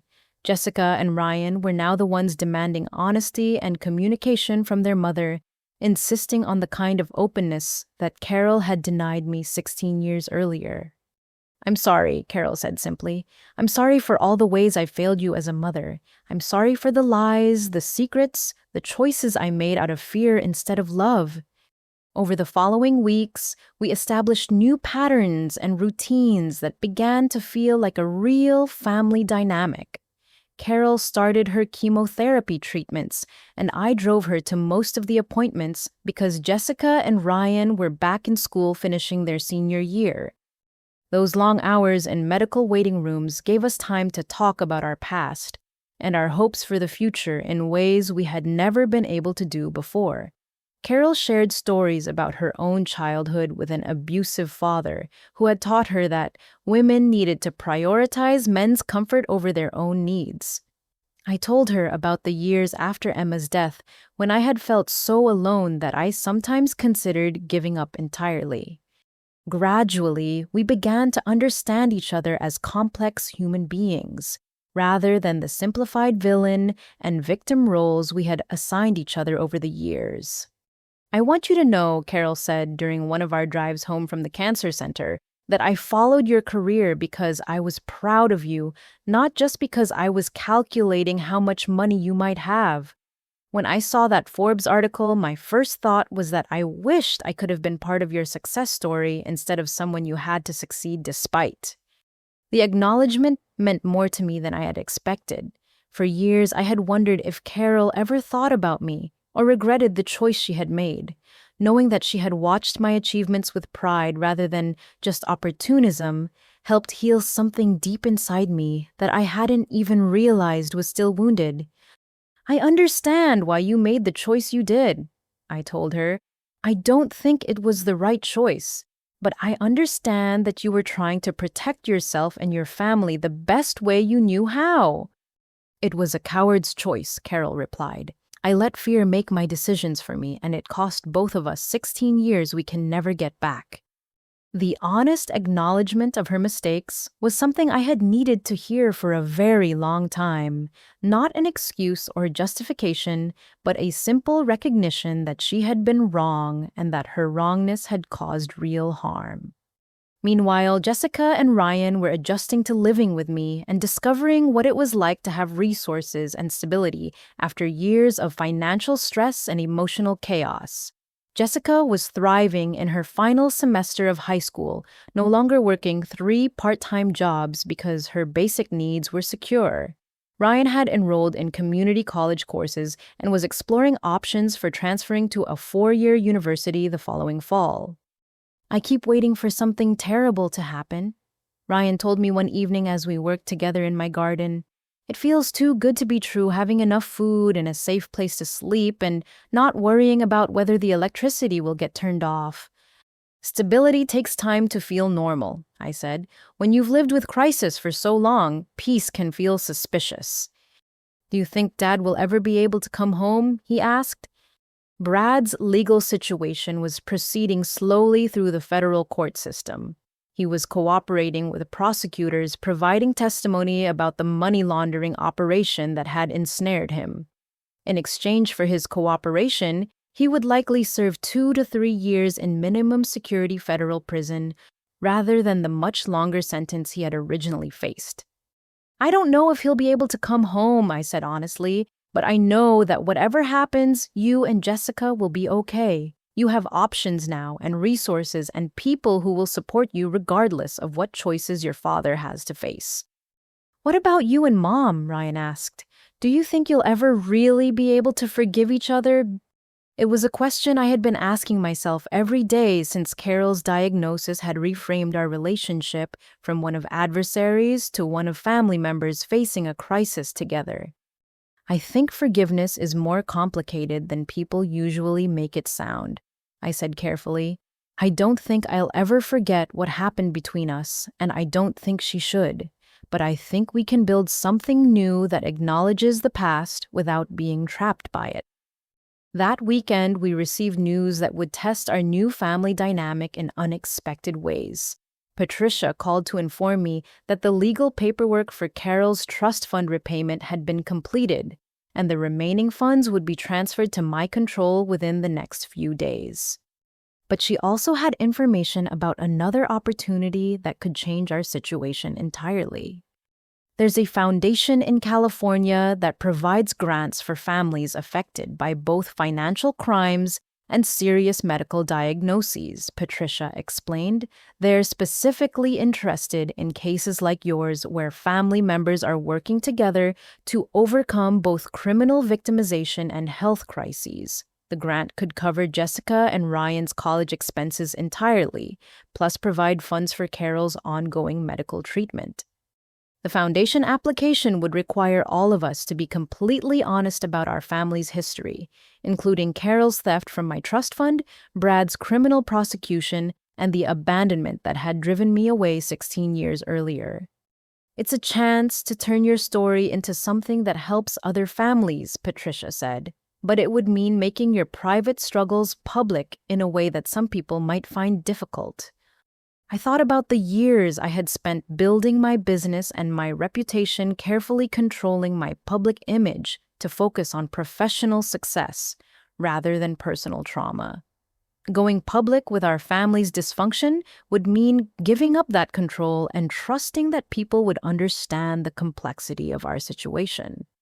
But I also thought about Jessica and Ryan and about other young people who might be trapped in cycles of family dysfunction and financial desperation. If our story could help even one family avoid the mistakes we had made, it might be worth the personal exposure. "What do you think?" I asked Carol when I explained the foundation opportunity. "I think," Carol said slowly, "that it's time for me to stop making decisions based on shame and fear. If telling our story honestly can help Jessica and Ryan get the education they deserve, then that's what we should do." The foundation application process took 3 months and required more emotional honesty than any of us had anticipated. We were interviewed separately and together asked to provide documentation of everything from Brad's criminal charges to my business financial statements to Carol's medical records. The most difficult part was writing personal statements explaining how our family had arrived at this point and what we hoped to achieve moving forward. I found myself describing Emma for the first time in years, explaining how my daughter's brief life had motivated me to build something meaningful from loss. Carol wrote about the choice she had made 16 years earlier and how fear had driven her to prioritize her own security over her daughter's welfare. She was brutally honest about her mistakes and her theft from my trust fund, taking full responsibility for the cascading consequences of her decisions. Jessica and Ryan wrote about discovering that their family's foundation was built on lies and how learning the truth had forced them to reevaluate everything they thought they knew about loyalty and love. When the foundation's decision letter arrived in April, we gathered in my kitchen to read it together. "And dear Chen Thompson family," I read aloud, "we are pleased to inform you that your application for a family crisis intervention funding has been approved. The foundation will provide full tuition and living expenses for Jessica and Ryan's undergraduate education, as well as comprehensive medical expense coverage for Carol's cancer treatment. The amount of the grant was staggering $275,000, distributed over 5 years, to ensure that both children could complete their education without financial stress, and Carol could focus on her health without worrying about medical bankruptcy. But the letter also included an unexpected opportunity. Additionally, I continued reading, the foundation would like to invite your family to participate in our speaker program, sharing your story of recovery and reconciliation with other families facing similar crises. We believe your experience demonstrates that healing is possible even after significant trauma and betrayal. The speaking program would mean traveling to different cities, appearing at conferences and family therapy workshops, and being public about our struggles and our progress in ways that still made me uncomfortable. It's up to you, I told Carol and the twins. This is your story too, and you shouldn't have to share it publicly if you're not ready. I think we should do it, Jessica said immediately. How many kids are out there right now believing lies about family members who got thrown away? How many mothers are making the same choice mom made because they don't know there are other options? Sago. I agree, Ryan added. If we can help one family avoid going through what we went through, it's worth the embarrassment of admitting our mistakes in public. Carol was quiet for a long moment, considering the implications of making our private pain a matter of public record. 16 years ago, I made a choice based on shame and fear, she said finally. I chose secrecy over honesty, safety over courage, and my own security over my daughter's welfare. If I'm going to spend the rest of my life making different choices, this seems like a good place to start. That evening, I made another decision that surprised even me. I called Patricia and asked her to help me establish a new foundation separate from my business, but funded by the trust fund money that Carol had repaid. I want to create something specifically for pregnant teenagers who get thrown out by their families, I explained. Housing, medical care, education, support, job training, all of it in one program designed to help them build stable lives for themselves and their children. That's a significant undertaking, Patricia warned. Are you sure you're ready for that level of commitment and public exposure? I thought about my 16-year-old self sleeping on a park bench and wondering how I was going to survive. I thought about Emma, whose brief life had taught me that love could exist, even in the midst of overwhelming loss. I thought about Jessica and Ryan, who deserved a chance to build their futures without being trapped by their parents' mistakes. I'm ready, I said. I want to call it the Emma Foundation. The foundation launched 6 months later with enough funding to provide comprehensive support for 12 families in our first year of operation. Carol became the program coordinator, using her experience as both a failed parent and an abuse survivor to help other families navigate crisis situations. Jessica enrolled at State University to study social work with plans to eventually join the foundation staff and develop programs specifically for siblings who get separated by family dysfunction.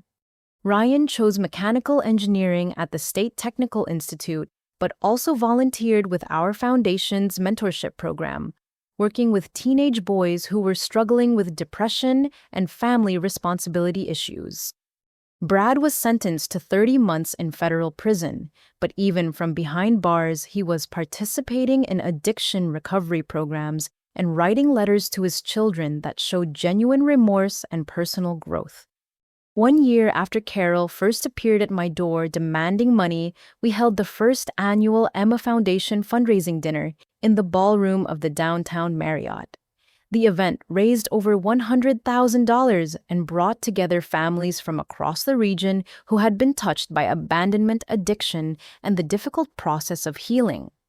I stood at the podium that night, looking out at an audience of people who understood the complexity of family love and family failure, and I felt Emma's presence with me in a way I hadn't experienced since her death. 2 years ago, I thought forgiveness meant forgetting the past and pretending that painful things had never happened. I thought justice meant making people pay for their mistakes until the scales balanced out perfectly.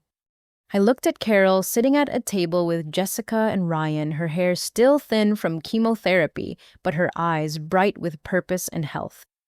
I've learned that real justice looks like accountability combined with the opportunity for redemption.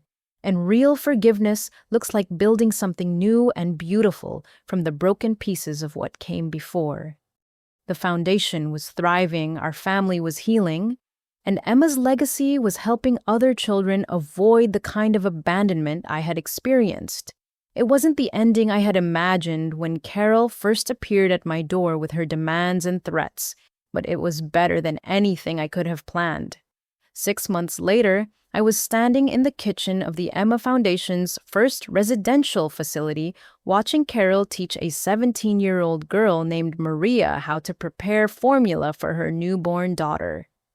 The scene was both heartbreaking and hopeful, a second chance for Carol to be the kind of mother she had failed to be to me 16 years earlier. The most important thing, Carol was saying gently, is that you don't have to do this alone. We're going to help you figure out every step from medical care to education to job training. You and your baby are going to have choices that I didn't know existed when I was your age. Maria nodded her eyes wide with the kind of fear and determination I remembered from my own teenage pregnancy. She'd been thrown out by her family 3 weeks earlier and had been living in her car when our outreach coordinator found her in the parking lot of a 24-hour laundromat. Will I be able to finish high school? Maria asked. Not only will you finish high school, Carol replied, but if you want to go to college afterward, we'll help you figure out how to make that happen too. Your education doesn't have to end because you're having a baby. I watched this interaction from across the room, marveling at how much Carol had changed over the past year and a half. The woman who had once been willing to throw away her own daughter to protect her marriage was now dedicating her life to ensuring that other young women wouldn't face the same abandonment.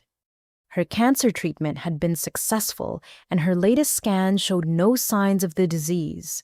She had moved out of my house 6 months earlier into a small apartment near the foundation offices, but she came for dinner every Sunday and had become a reliable, supportive presence in all our lives. Jessica was finishing her sophomore year of college with a perfect GPA and clear plans to join the foundation's staff after graduation. She was studying social work and family therapy with a specialization in adolescent crisis intervention. Her professors were already encouraging her to consider graduate school and potentially a doctorate in family system psychology. Ryan had transferred to State University's engineering program and was thriving academically while maintaining his volunteer work with our mentorship program. He had started dating a fellow engineering student named Amanda, and seeing him laugh and joke with her reminded me that he was still young enough to build a future that wasn't defined by his family's past trauma.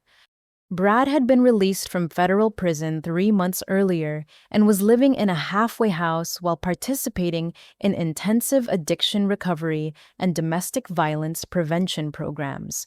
His relationship with the family was still fragile and carefully supervised, but his letters to Jessica and Ryan showed genuine growth and accountability for his past behavior. The Emma Foundation was now supporting 43 families across the state, with plans to expand into neighboring regions over the next 2 years. We had helped 28 young women complete their high school education while caring for their children, and 6 of them had gone on to enroll in college programs. Most importantly, we had documented 0 cases of abandonment among the families in our program.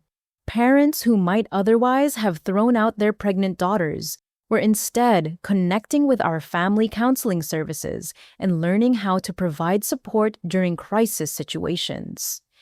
The success stories were deeply satisfying, but it was the quiet moments, like watching Carol teach Maria about infant care, that reminded me how far we had all traveled from the broken family dynamics that had defined our relationships for so many years. My business, Emma's Vision, continued to thrive and now donated 20% of its annual profits to foundation operations. I had discovered that running a nonprofit dedicated to family healing was actually excellent marketing for a company that helped businesses connect authentically with their customers. But the most unexpected development was how healing our family relationships had improved my romantic life as well. 6 months earlier, I had started dating Marcus Rivera, the private investigator who had helped me uncover the truth about Carol and Brad's financial situation. Marcus understood the complexity of family dysfunction in ways that previous romantic partners had not, and he admired my commitment to turning personal trauma into social impact. He was currently helping the foundation develop safety protocols for our residential facilities and had become an unofficial member of our extended family. That afternoon, as I prepared to leave the foundation offices for the day, I received a phone call that would test our family's new dynamics in an unexpected way. Albina, Carol said, her voice excited and nervous. I have some news that I wanted to share with all of you together. Can you come over for dinner tonight? I'm cooking for everyone. 2 hours later, Jessica, Ryan, Marcus, and I were gathered around Carol's dining room table, waiting to hear whatever announcement she had prepared. She seemed lighter and more energetic than I had seen her since her cancer diagnosis. But there was also an underlying nervousness that suggested this news would be significant. I've been offered a job. Carol began as the regional coordinator for a new national program that helps families affected by financial crimes and domestic violence. It's based in Denver, and it would mean relocating there to help establish programs in Colorado, Utah, and Wyoming. The room was silent as we all processed what she was saying. Carol was considering moving 2,000 miles away, just as our family relationships were reaching a stable and healthy equilibrium. It's an incredible opportunity, she continued, but it would also mean leaving all of you, and I don't know if I'm ready for that. The foundation here needs me, and I've finally gotten to know my daughter and build relationships with Jessica and Ryan that feel honest and supportive. Mom, Jessica said gently, this sounds like exactly the kind of work you're meant to be doing. You shouldn't turn it down because you're worried about us. But what about the foundation? Carol asked. What about our Sunday dinners and doctor appointments and all the ways we've learned to support each other? The foundation will survive, I said firmly, and so will our family relationships. We spent 16 years apart and still found our way back to each other. A few thousand miles won't change the foundation we've built. Ryan nodded in agreement. Besides, Jessica and I will be finishing college soon anyway. We were going to have to figure out how to be independent adults eventually. Carol looked around the table at all of us, her eyes filling with tears of gratitude and uncertainty. Are you sure? She asked. Are you really sure that you'll be okay if I take this job? We're sure, I said, but more importantly, are you sure this is what you want to do? Carol was quiet for a long moment. And when she spoke again, her voice was stronger and more confident than I had heard it in years. I want to help other families avoid the mistakes I made, she said. I want to use what I've learned about fear and courage and the cost of choosing security over love to help other women make better choices for their children.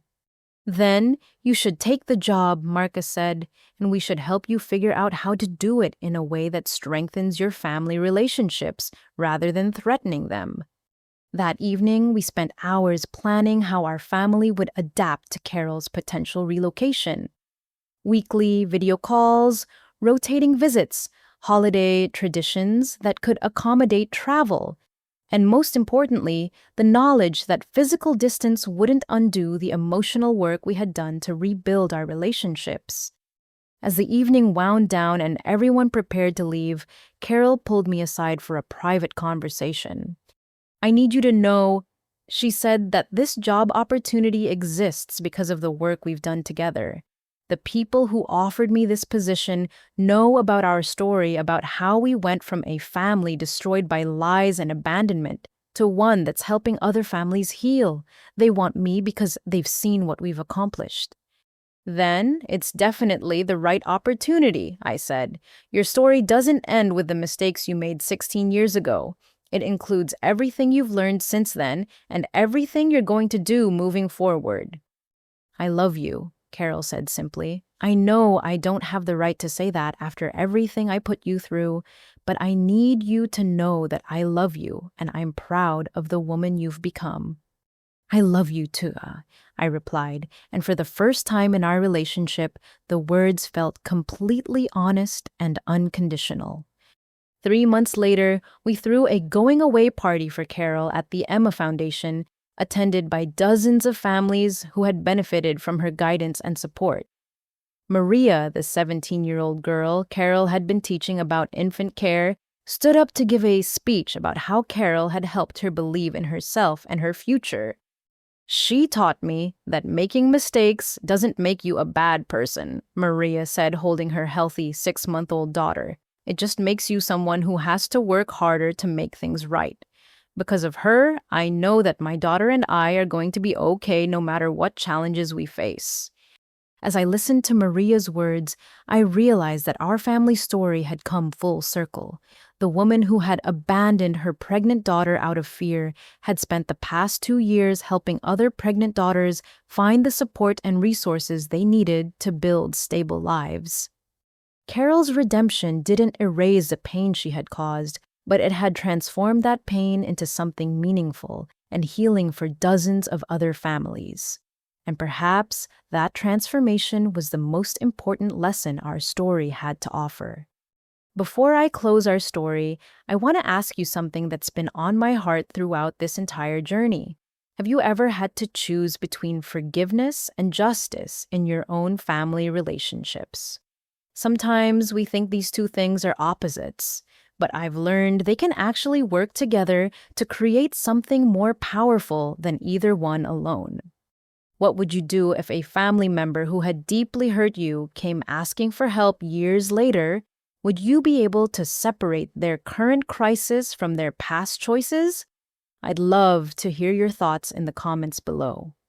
If this story resonated with you, please give it a like and subscribe to hear more stories about families finding their way back to each other through forgiveness and accountability. Share this video with someone who might need to hear that it's possible to rebuild relationships even after serious betrayal and abandonment. Thank you for listening to our journey from abandonment to healing. I hope our story reminds you that family isn't just about blood relationships. It's about the people who choose to show up for each other when it matters most. May you find the courage to choose love over fear, truth over comfort, and healing over holding grudges. Until next time, remember that every ending can become a new beginning if we're brave enough to do the work.